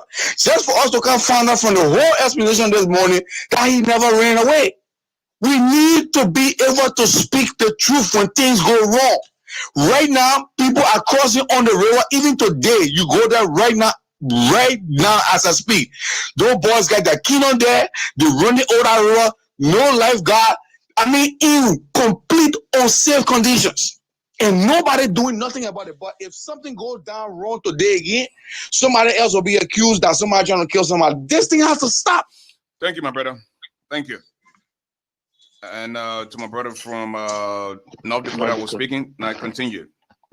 Yeah, like I said, I want to appreciate you. But my first question goes to Mr. Moses. We have heard a lot of allegations on the social media, a lot of blogs information come here that he was trying to escape. He was arrested at the Sierra Leone border. So I want to ask him how truthful it is. Was he trying to escape on information that he was alleged of 3 boys being missing? So how truthful can we consider that information that he was trying to escape? Another fact here is, how long has these kids been working with him? And for the matter of fact, that these kids were already on the duty. Did he inform his parents to say, oh yeah, I'm sending these boys on the duty and they will be back at XYZ time? So when the boys go missing, did he actually get a complaint to the parents and say, oh, these boys are missing, or we're not seeing them? What can we do? Did he ever notify the parents on something and so a lot? Thank you. I think he answered the question earlier, but for the benefit of you and others who just joined the show, you will say again. Go ahead, Moses. Yeah, the first question was what?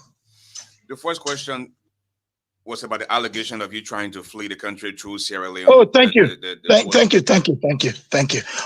Firstly, let me again appeal to all security apparatus within the 4 corners of Liberia please, whichever checkpoint or exit border point I was ever seen, spotted, arrested, transported from to Monrovia, please come out now and say it so that people will know Moses is lying. He was escaping.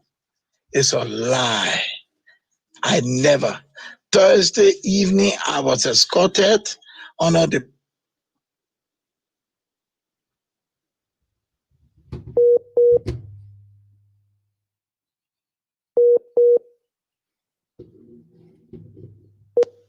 Hello? Yeah, go ahead, Moses. Yeah, under the protection of the Bond County Police Detachment Commander, Mr. Nipi.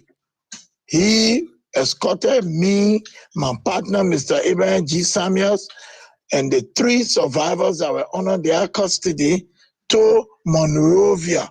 At the police headquarters, we got in town a little after 8 p.m.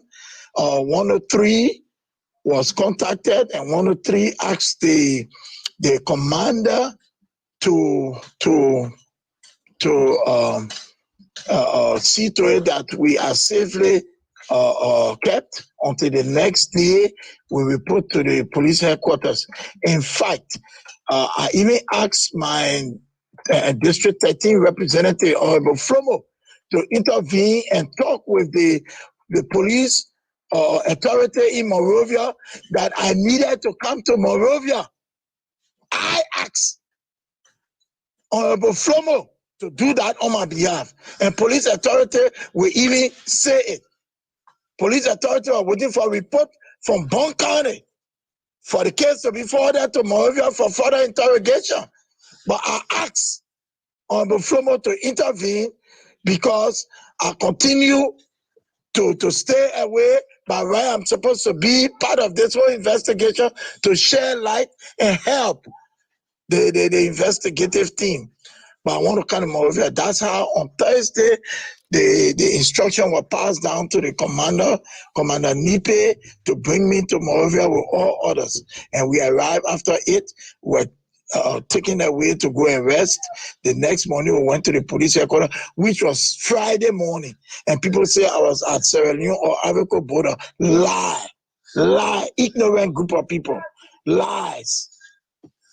And then, secondly, what was the question? Moses, so nice to be writing it down. Hello? I'm doing farming job, yo. Hello? I can't remember the second question, Moses. Oh, the guy gone? Oh, the man gone. God. But listen, Moses. Now people are saying now because you're a wealthy man, you have money, so you allegedly tampered with the police just to let you go. When you first encountered the police, what was the discussion? What did they say to you? When I encountered the police, were in Monrovia or in Beaumont? Either places. Or either place. Oh, when I met the police in Beaumont, what they established firstly was to hear from the survivors. Who are those that were present at the scene of the incident, which they named? Okay, where did you come from? They said it. It was how I came into the picture. That's how they called me to come and say what I knew about what went on. And that's how I made my statement. And when we came to Monrovia, they dwell upon those things and ask again. How did I even know these guys that went to work? How did they get there? What route they use? Why did they leave? All they asked, and I answered them. Okay. Want to go back to the phone line, and we have a 917 number, 1694. Tell us your name. Hold on 1 minute, please. Let me call you in first. The number is 1694. Yes. Okay, go ahead. You've been there first. Go ahead. Just checking a second word, but I don't know why it should be a question or maybe something I just want to say because Okay, you have Nothing 1 minute, happened. please. 1 minute. Okay. Still nothing happened to my little sister's son in Moravia 2 months ago. And let me be honest to everybody here that watching here. Almost 800 people watching you right now. Nothing. Keep the video here. I'm Nino Brown saying it. Nothing going to come from all of this whole situation we are here right now. Moses know what's going on. We all understand. Nothing going to come from all of it. Zero. Keep the video here and say one day we're on the show here. We did October 24th or October 25th today, 2020. But Nino Brown said it that nothing going to come from all of it. Mostly we just here wasting our time just because we just want to waste our time. Nothing going to come from all of it. Nothing. Zero. Thank you for having me.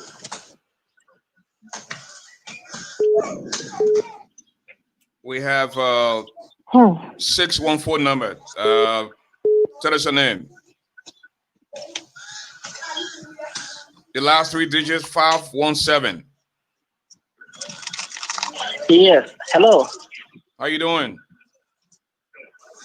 I'm good, thank you. My name is Albert. Where are you calling from? Australia. Australia. Go ahead, ask your question. From Australia. Go ahead. Okay. I've got 1, 2, 3 questions for our brother. Get to one question. Moses. Okay, say you in Australia, do 2 questions. 2 questions? Yeah, go ahead. Got 2 minutes. Okay, that's fine. Okay. First of all, I would like to thank you, my brother ASHFORD GARLEY, for the show.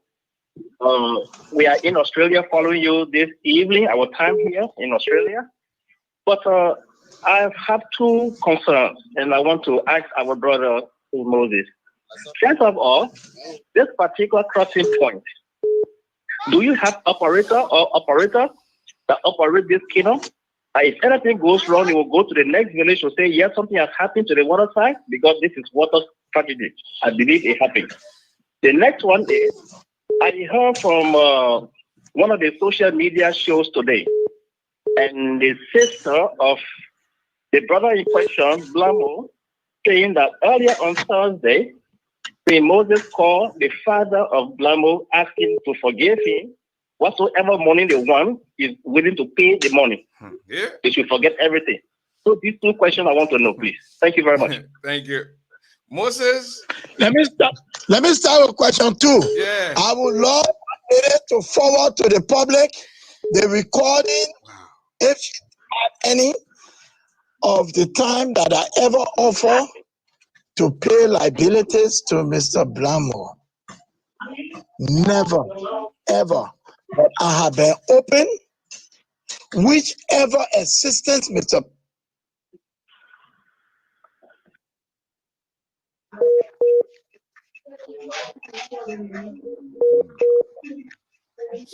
Blamo needs. So whatever means I can help in whatever way. Okay. And the first question, Moses? Let me on the line. Keep calling the man. This case, hello? Yeah, go ahead, Moses. Okay, this case is ongoing. Whichever.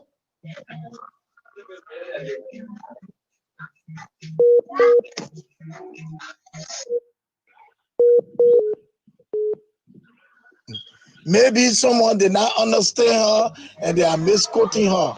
I have placed in call to Mr. Blamo. I have placed in call to his wife. These people, we have been friends over 30 some more years. Regardless of what happens, being a friend. Still, and I maintain that unless they say otherwise. Okay. Call from Liberia. Hello. Hello. Call from Liberia, 82. Yeah, 8285. Okay, not to say forget it. Yeah. Your son died. Nobody more investigate. No. I pleaded with her to please find reason Hold on, Moses. Hold on. To understand what had transpired. Hold on, Moses. Let us go I back was to very sorry. Let us go. Hold on, Moses. I am here. Hold on, Moses. Let's go back to Liberia. Yeah, tell us your name.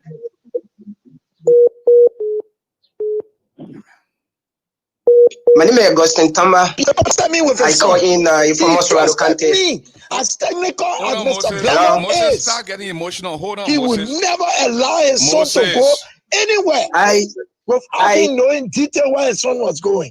Hold on, Moses. He would never say his son. Hold on, He would Moses. never subscribe to it.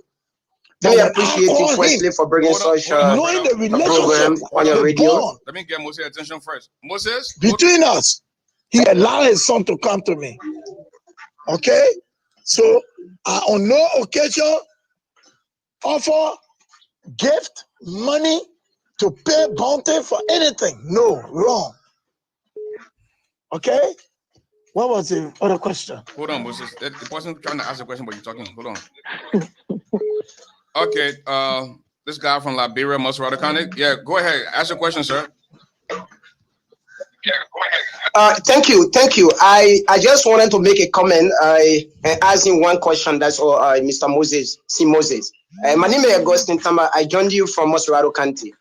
Mr. Moses, we understand what happened, and according to even the police spokesperson, I do not know if you was aware. When we listened to him on Brand FM 105.5 in Morovia, that the first day the accident happened, when you contacted the Liberian National Police, a forensic team was sent on the field, but there was no positive report that were given to the Liberian National Police. Can you clarify to that if the forensic team arrived at the site where the accident took place? Thank you.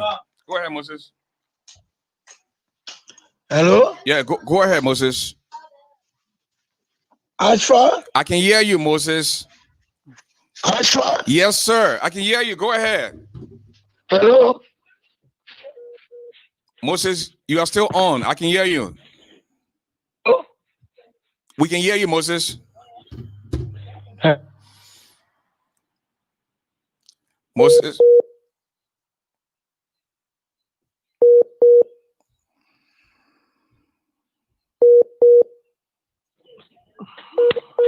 Moses? Hello? Yeah, Moses, you're on. We can hear you. Yeah, we can hear you. Go ahead. We can hear you. No, I did not hear the gentleman.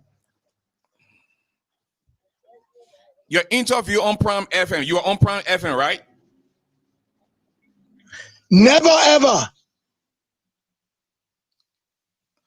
They said when they went never ever. This is my ever first interview. This is my first interview since the incident, sir. Okay. So you might say, can you remember the question? Let's go back to the line. Hello, caller.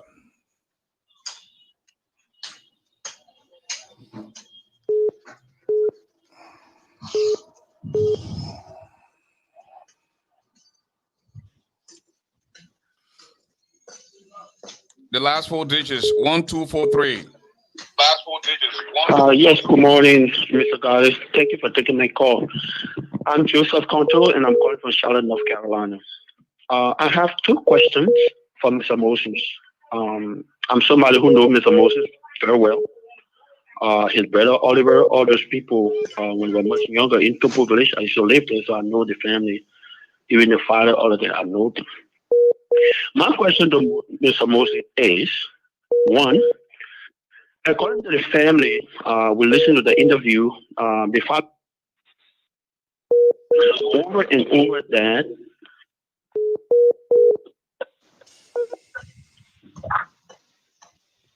Yeah, go ahead, brother. Hello? Hello, brother. You still there? Yeah, I'm here, sure. Yeah, go ahead.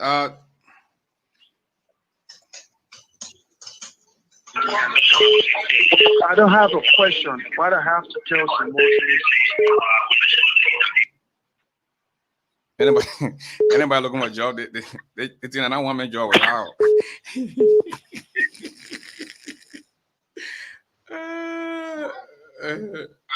Okay. Let us take this call from Liberia. 276. Tell us your name. J. Mamotupa, calling from Senegal, Nigeria. Senegal, Nima Kande. Go ahead. Yeah. Thank you.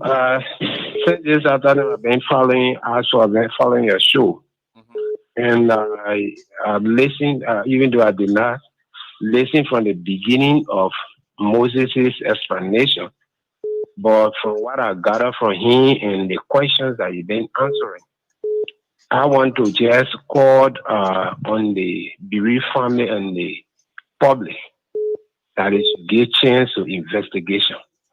Drawing to conclusions, those are a recipe for chaos.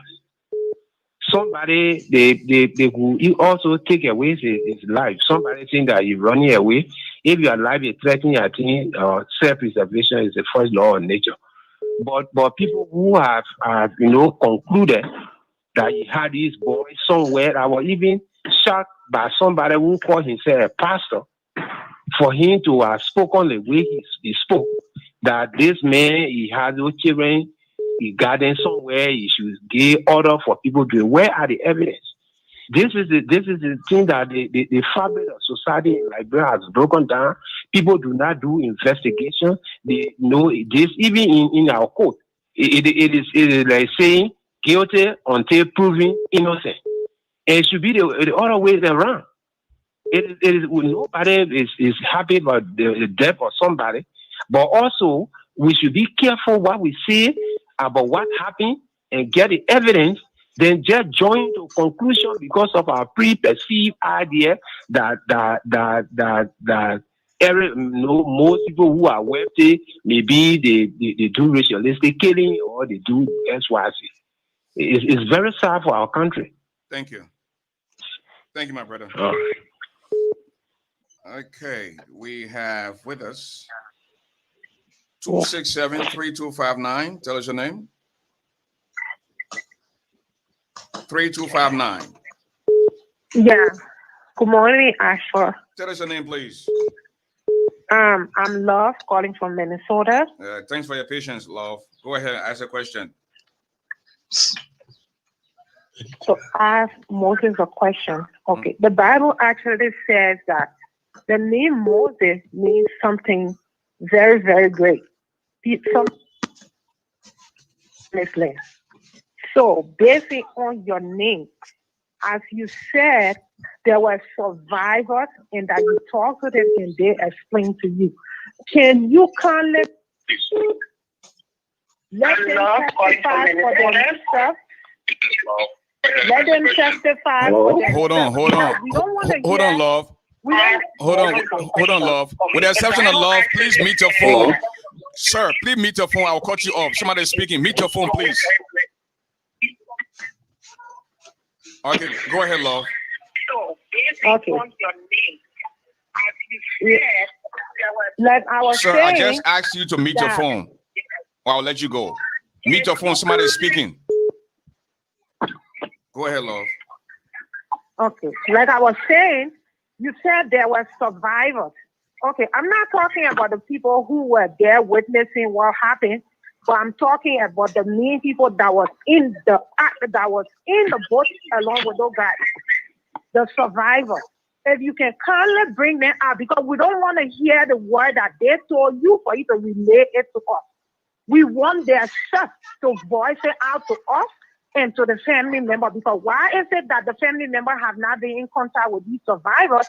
Only you, the only person that talk to them and bring in their words. So we tired hearing what you're saying. We want to hear what they are saying because we don't want any spoon-fed words to us.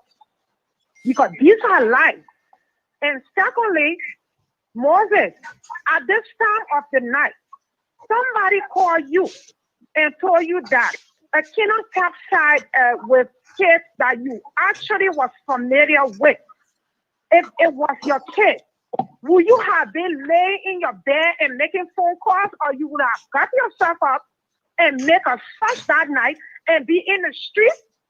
Not even relax the how you relax, because the way you're talking right now, trust me, you now join the Liberian man group. I bet you sitting, you got your beer and you chilling on it, and you don't give a damn about what happened to those people kids. Thank you. So that's all I want to say. Thank you, love. Mostly you want to respond to her, then we'll take the last two callers. Yeah. Please stop calling. No more calls. Firstly, Okay, no more calls. We're almost at the end of the show. Please, thank you. Go ahead, Moses. I got two people in queue. After Moses, we'll bring them on and conclude the show. Go ahead, Moses. Firstly, let me inform the sister that the three gentlemen that were on the boat alongside the three victims are in the reach of the Liberia National Police. Okay? They are available in Monrovia. In fact, as we speak, Chief Zo Zanzan Kawa even carried along with him the guy that was paddling the canoe, one of the survivors. The mean man across them when they were going to work and was crossing them when they were leaving work. He's on board with Chief Zanzan Kawa at the investigation in Bon Mine, presently as we speak. So they are not being held by me, neither have they absconded. They are in the reach of the police. The other two witnesses are with the counselor, okay, who assigned them out to be brought back when needed. So these people are available. In fact, two others are with me across the water.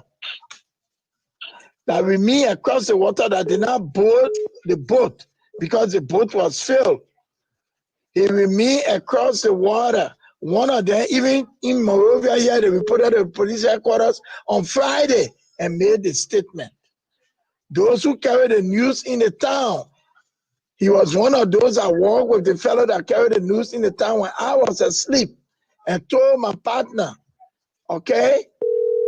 So please, all those who are needed to be questioned, they are available. I am not holding anybody down. Now, sister, you may not understand the terrain for which we are speaking. It is not in Monrovia or maybe in the United States. That's only happening and get outside, get in car and go to the police headquarters or something like that. No. We were in fact, we are in a remote area to the point that I even own an ATV that I bought from one of the victims' father to move me from point A to point B easily. When this incident occurred, we were across the water where the trip originated.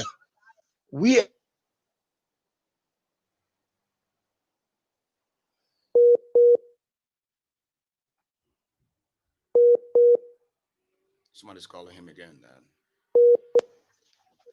30 minutes walk from the camp through the bush to the crossing point originated. All right, so when the news came back that the canoe or the boat had capsized, nothing we would have done across that water. Nothing. But rather, we remain up as people from the villages or the town were coming. They started mobilizing people to start going on the water while we as leaders left that camp and went across the other side of the river to where the survivors were and where people were more situated to begin search and police be informed accordingly. This is what happened. We did not sit flat-footed enjoying ourselves. That is nothing to enjoy. Nothing. So we did all that we could in our reach for authority to be informed, and then those who survived that swam across the shore were proceeded to the police and investigation started from there. The nearby towns and villages all started putting together to start the search. Okay, Moses, hold on. You please call.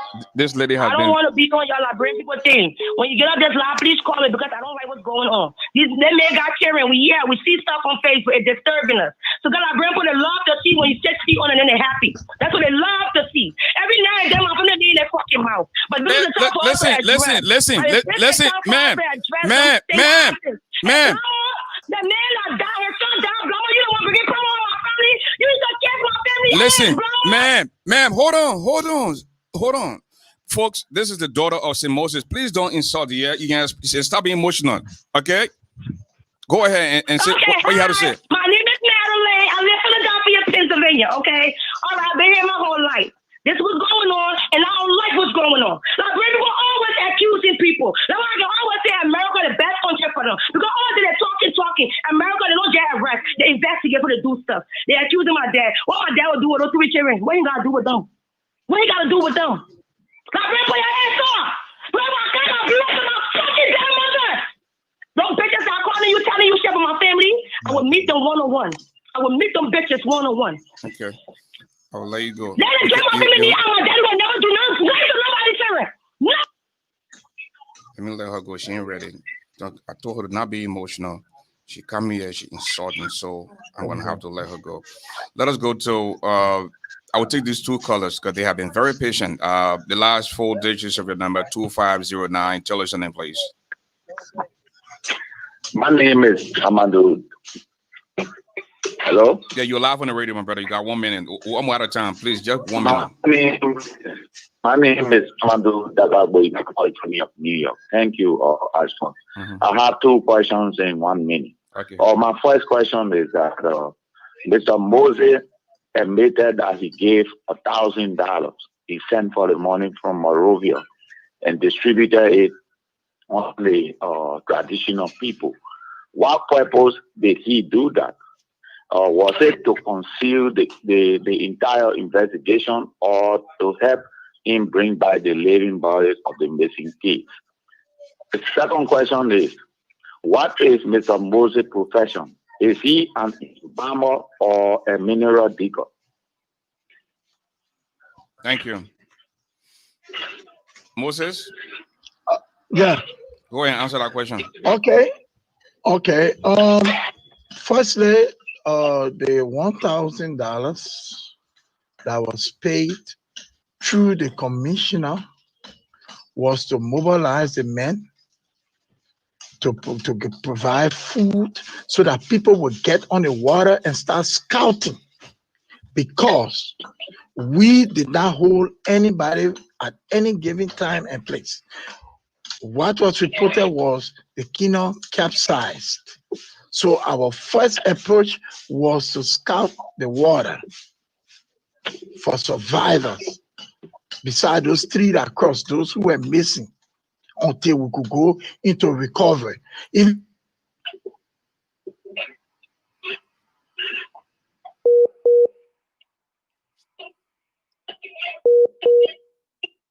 I just called him again and want to say that we initiated the effort.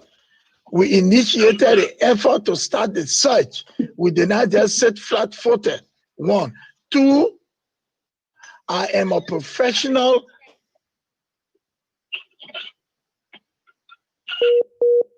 She called in. Want to say a big thank you to Super FM 95.5 for relaying the program this afternoon. And hello? Yeah, go ahead, sir. Oh. Okay. My profession, a qualified and professional funeral director, a successful funeral director and mortician. And my passion is mining. I love mining. Okay? And mining is not any special person that does it. No. Anyone who wishes to do so, you can either or hire professionals to help you, like geologists and other people. You get equipment to work with, but you can do mining once you go through your requisite steps. So nothing stops a funeral director or mechanic or doctor from doing mining. Okay, 7466. Tell us your name, please. Excellent, folks. My name is Nelson Davis, calling from North Dakota. Go ahead and ask your question. Excellent, folks. I had a question from Moses, but I want to. My name is not Sanford. My name is Ashford, please. Excellent, sir. I want to tell a man of people. People are saying that Moses is rich. Why you want to do a mining business? Chief Moses have been my former boss before, and like you said, Moses has, besides mining business, but he also had a farming business on his mind to do a farming business before. 2, when everybody that doing any business, you can extend your business into so many things. Let people get that very clear. You can extend your business into so many things. The late Jusu Momo, who I worked for before when I left Moses, he was the senior director for Borough Funeral. Jusu Momo had a large family business. Our person needs to go and purchase his goods to carry on his farm. Even Chicago, today Chicago have a farm business. Anybody can go ahead and open any kind of business. You don't have to be. There are people who today doing or represent the job. They get other businesses going on. So nothing wrong with Moses going into mining business. Thank you. Nothing wrong with that. Too. And my question to Moses is, I listened to Bramo on Oxford TV, and Bramo said certain things. So I want to ask Moses if he ever one day. Bramo say if you want to do a mining business, you have to do a human sacrifice. Because Bramo told Moses that he want to involve into this same business, and Moses told Bramo say if you do the business, you have to do a human sacrifice. Yeah. That's one of my questions. Yes. Thank you. Thank you, my brother. Thank you very much, my brother. Mm-hmm. I respect the period of grief my brother Blamo is going through. I respect it. And I wish not to invade in any way to hurt him. But let me say this emphatically clear. My brother is going through a state of denial. My brother is clinching onto anything that can destroy me in any way because his son was sent to me by him. My brother Blamo, I'm sorry to say, but he's confused now. On no occasion,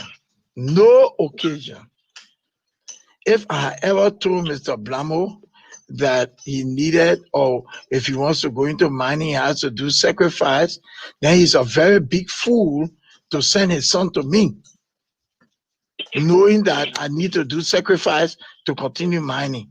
And he will be a very big fool. Mr. Blamo is not talking the truth.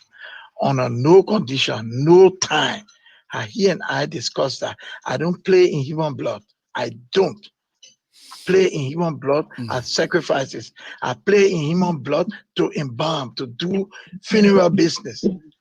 Okay, the job I do is a dirty job. All right.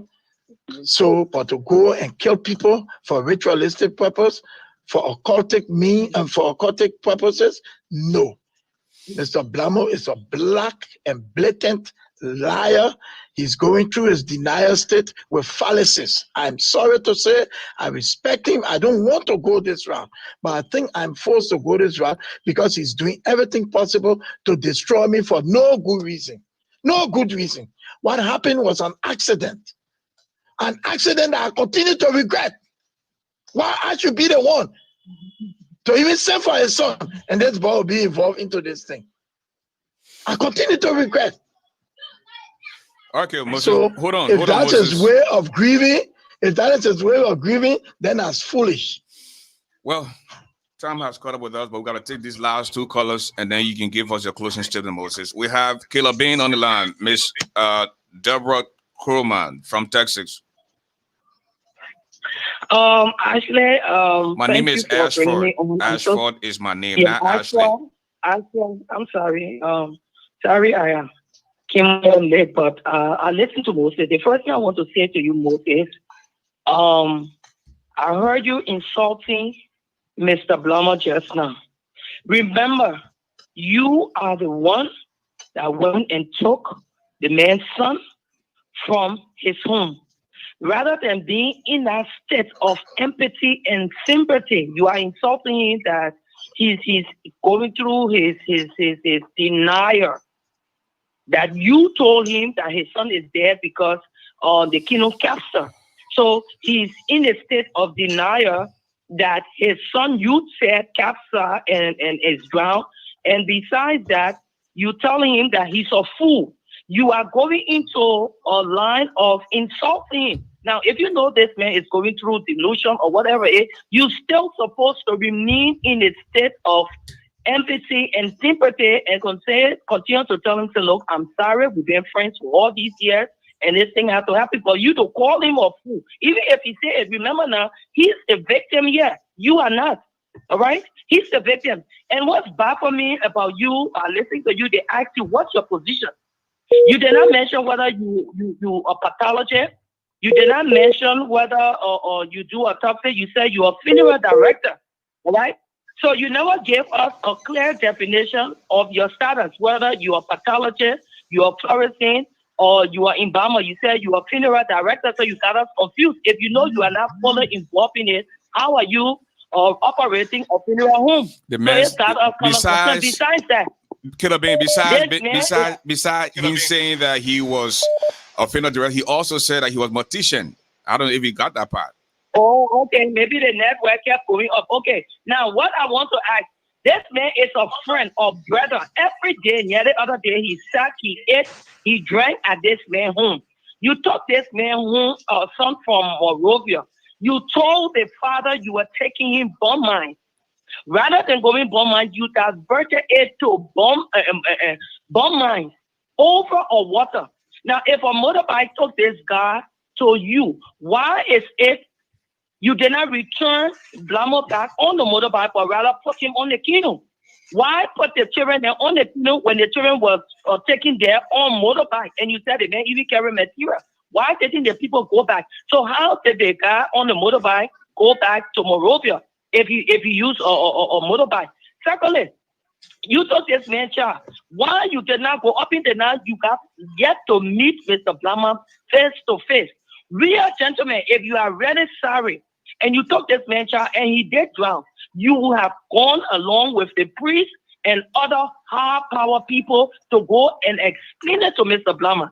But you keep running away, shying away from facing this man, even before we came out to say that you need to be persecuted. So there's something fishy. You're not saying the truth, and I do not believe you. And you must bring those children alive, Moses. To be honest, if you don't bring the children alive, we, the women, are going to go after you. You will not live the life for life. That's what we're going to go after. I promise you. My name is Kelabin. Always remember that name. I will be your wife stand there if you don't bring the woman children back. Thank you. Bye. Okay. We want to go to Moses, and we'll have one more caller, Jay Running Doppel, and that will be our last caller for the day. Please stop calling. Moses, go ahead. Yeah. What a killer be, lively be. Firstly, I think I overstepped my bound. I have kept my cool because of the situation unfolding. I've kept my cool till now. And Mr. Blamo, in his period of grief, continued to destroy me for reasons best known to himself. Quite frankly, I did not hold Mr. Blamo's son's hand to carry him anywhere, to kill him, to harm him. We still maintained the trust between us until this boy came to me and this incident occurred. So if I may have said harsh things, which I had tried avoiding all the time, then I express my sincere apology for that. Okay, I became frustrated over the lies. That's what happened. I continued to tell, I called Mr. Blama, I called him. When this incident occurred, I could not leave the bush, pass over all that happened and come to Morovia. I can never do that. It makes no sense. Firstly, I must execute a recovery team to start working on issues to reverse what has happened. That's what I did. After I was told the kingdom capsized, when they say kingdom capsized, I mean it turned over in the water. I know what people think that when they say kingdom capsized, that means it turned over on land. You go hold the person and take that. No. Capsize, it happened over the river, over the water. And these guys went missing. This thing happened according to what I learned a little around 8 or after 8 o'clock at night. Okay? The only thing that could be done I called Blamo's priest Harrison from the leader of Lord's Cali Parish in 12 Farm. Please, I need your intervention to inform Blamo.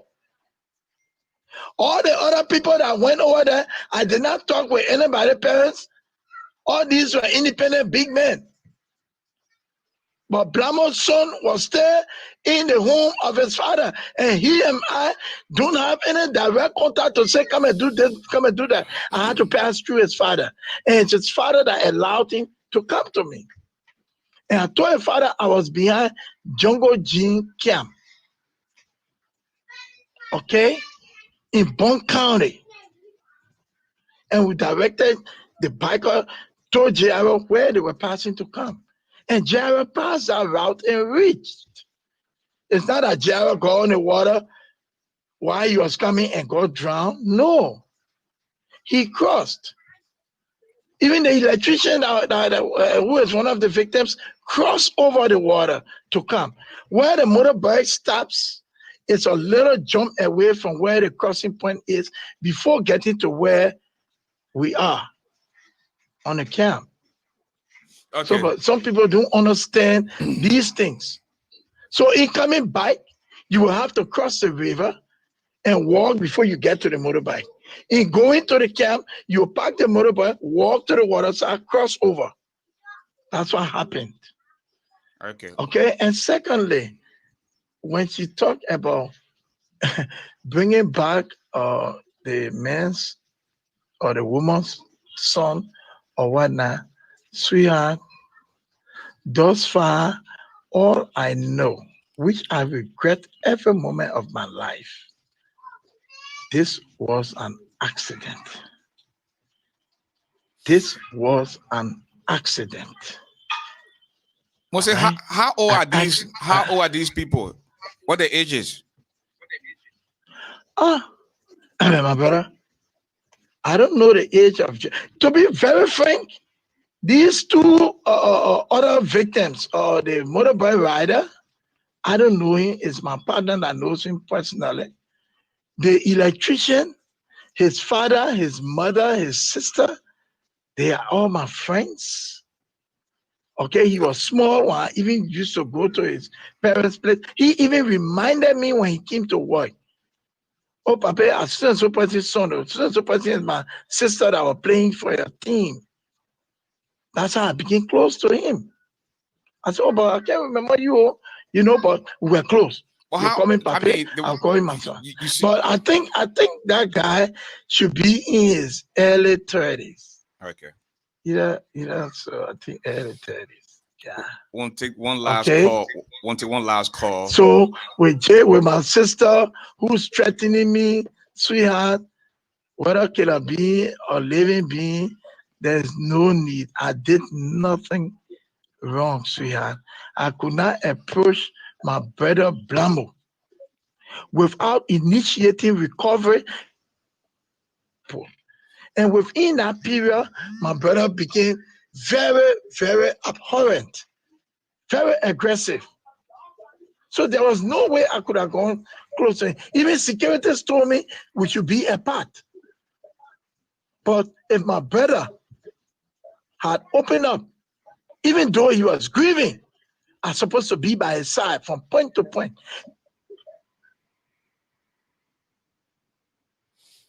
Okay. To my partner on the ground, please make sure you find Mr. Blamo and have him contact us as well. Because something happened in the man again. No, I'm still opening a corridor. He calls me, asks me for money, I will give it. But I have on no occasion. Even the last time when we were at the police station, he said, oh, if we don't find solution to this thing, I think we'll have to go to Guinea in the presence of Zanzakawa. I think we'll have to go to Guinea to get more people. I had Zanzakawa walk out after that. Then I said, look, Brother Blamo, any means, you, this thing, when it comes to finance, I will do my best. Okay? I don't even do anything behind a bike. Even the operation that went on, the money passed through his hands. The money passed through his hands. I don't do anything to bribing people, trying to calm him down. The only thing I pray for, may God console the family's hearts, that we will find reason to get to the bottom of this. Okay. But I have no hand in hiding their loved ones. I got no hand in killing their loved ones. I am sorry I regret this incident. Hold on, Moses. Want to go to J. Rennie Doppel? Yes, ASHFORD, and thank you very, very much for giving me the opportunity here. First of all, I would like to say a big thank you to Moses for coming up. I knew Moses when I was in my early high school days, when he first established the Moses Funeral Home. My brother, DJ Leon Brown, used to live in City Tower Estate. He was a very good friend of Moses. I didn't get to see Moses, but he used to talk to me about Moses. When he passed in Ghana in the early 2000s, I spoke to Moses, and Moses extended his sympathy to me. That has been a long time. But I would like to say this to Brother Moses. First of all, I don't know whether he has a lawyer or not, but what I would suggest that his conversation, his interview on the radio be very, very limited, because I'm 100% sure that Liberia as a country has process and protocol that are followed in such a situation like this. I believe there is some type of investigation that is taking place. So I would suggest to him, I'm not a legal counsel, but based on experience, that he limits some of his appearance on the different media, because we don't know what route the thing may be taking, whether it may go to court, and whatever he's saying right now could be used against him in the court of law. Also, I don't know, ASHFORD, but I think you need to have a time with me or some other people for us to begin to ask the government of Liberia to begin to ensure people who have talk show, including you and myself, I know you are very advanced in me, to begin to have insurance for lying, because if people lie, it cannot not be true. If you're a talk show host and you lie to the public, that money should be used to pay for some of the misinformation you're sending out there. Why am I saying this? It has come to my attention that the number of lies that are being disseminated to the public by talk show hosts is going on deaf ground, and people are buying into these lies, and the society itself is now becoming the judge, the jury, the investigator, and the lawyer. That's wrong. That's wrong. In America, there are many Liberians live. And when I tell you that many Liberians in America are very electric, this is one of the reasons. If you take a step back and listen to what Liberians are saying here, you'll be very amazed that we are so electric. There are times that people body are found. There are times that people trying to experience in this country. You don't find Americans go on air and saying what Liberians are saying here. I'm too embarrassed about the illiteracy. We need to put an expiration date on illiteracy in this country as Liberians. We left our land to come here to enhance our comprehension, whether by classroom or from where we work. But it seems that it is increasing more than decreasing in how we understand things and how we approach things. And I think the reason here is we politicize everything rather than using our quantitative understanding of how things should work in this country.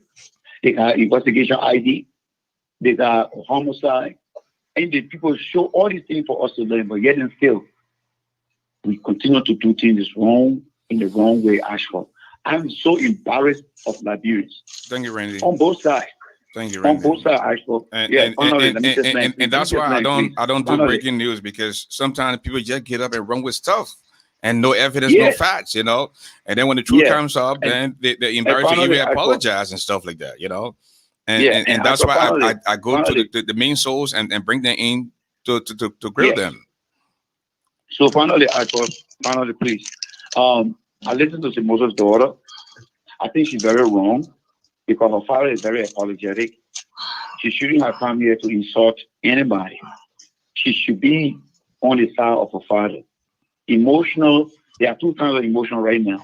The empathy emotion and a high emotion. Our father is very soft in his emotions.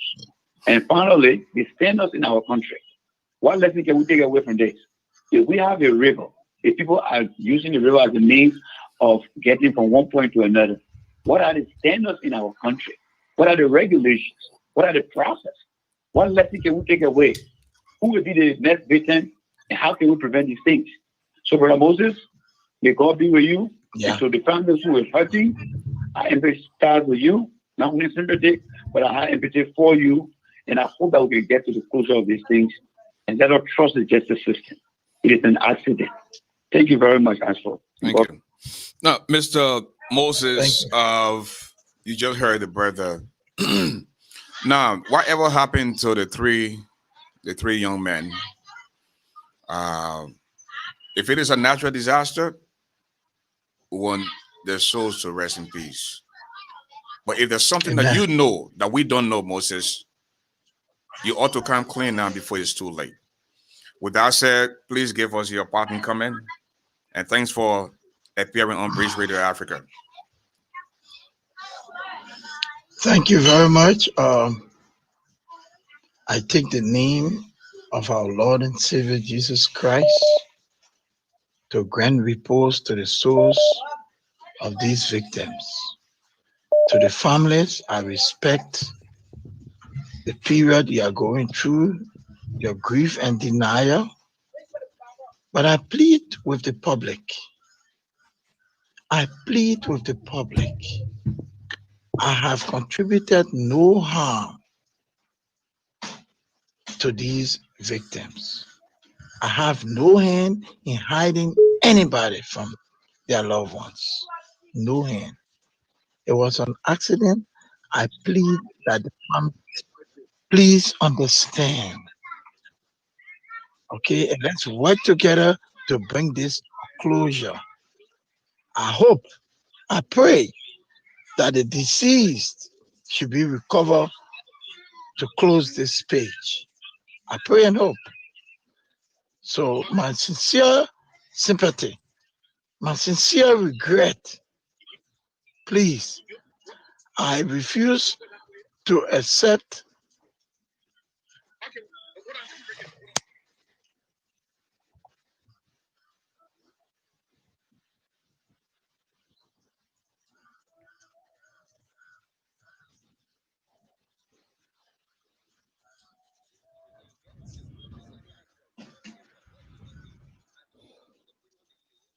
Hold on, Moses. We got a very important breaking news. Hold on, Moses. Hold on. I'm getting a very important breaking news. And okay, thank you. Moses? Hello? Yeah, Moses. Mr. Blamo wants to appear on the show this afternoon. He's in the bush now with Chief Zanza Kawa. And they are saying the children never got on any canoe.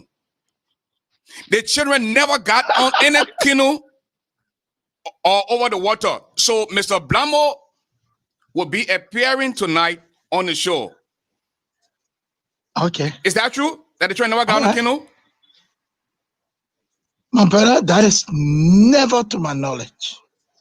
I remained in the camp when these people left. Even those who did not cross the water are available.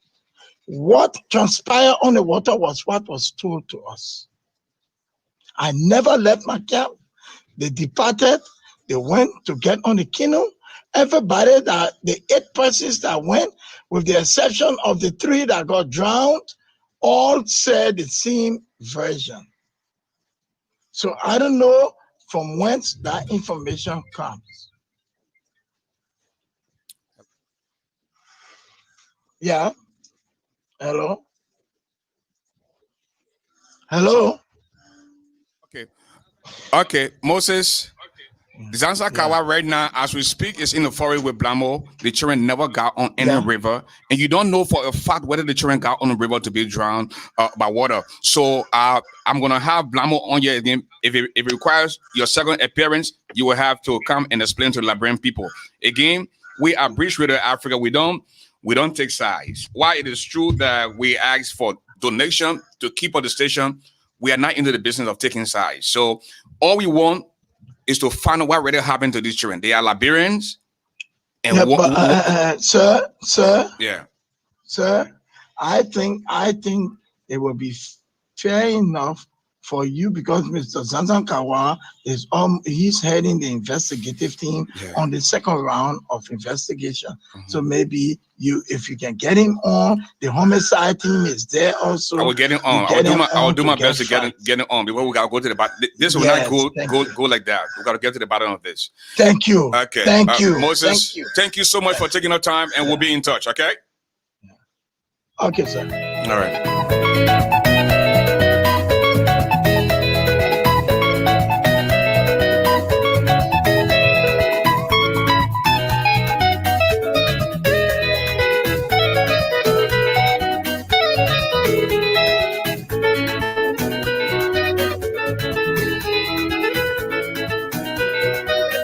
And folks, I'm afraid that's all the time I have to be with you. When I reappear this afternoon with Mr. Blambo, possibly Chief Zanzan Kawai.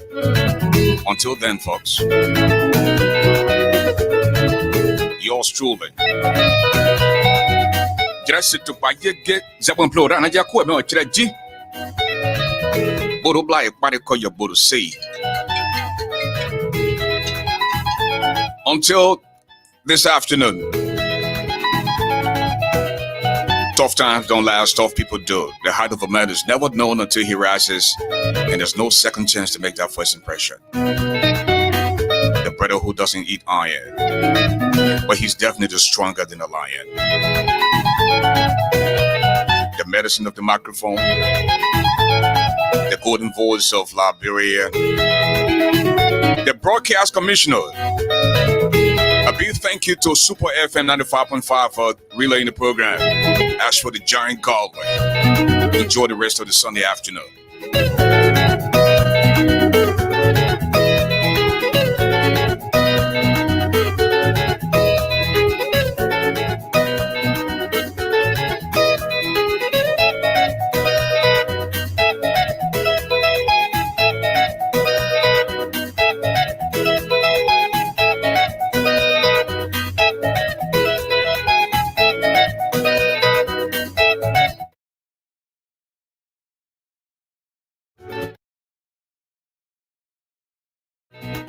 In Kakata, you live on the bush tonight, you will come on the show.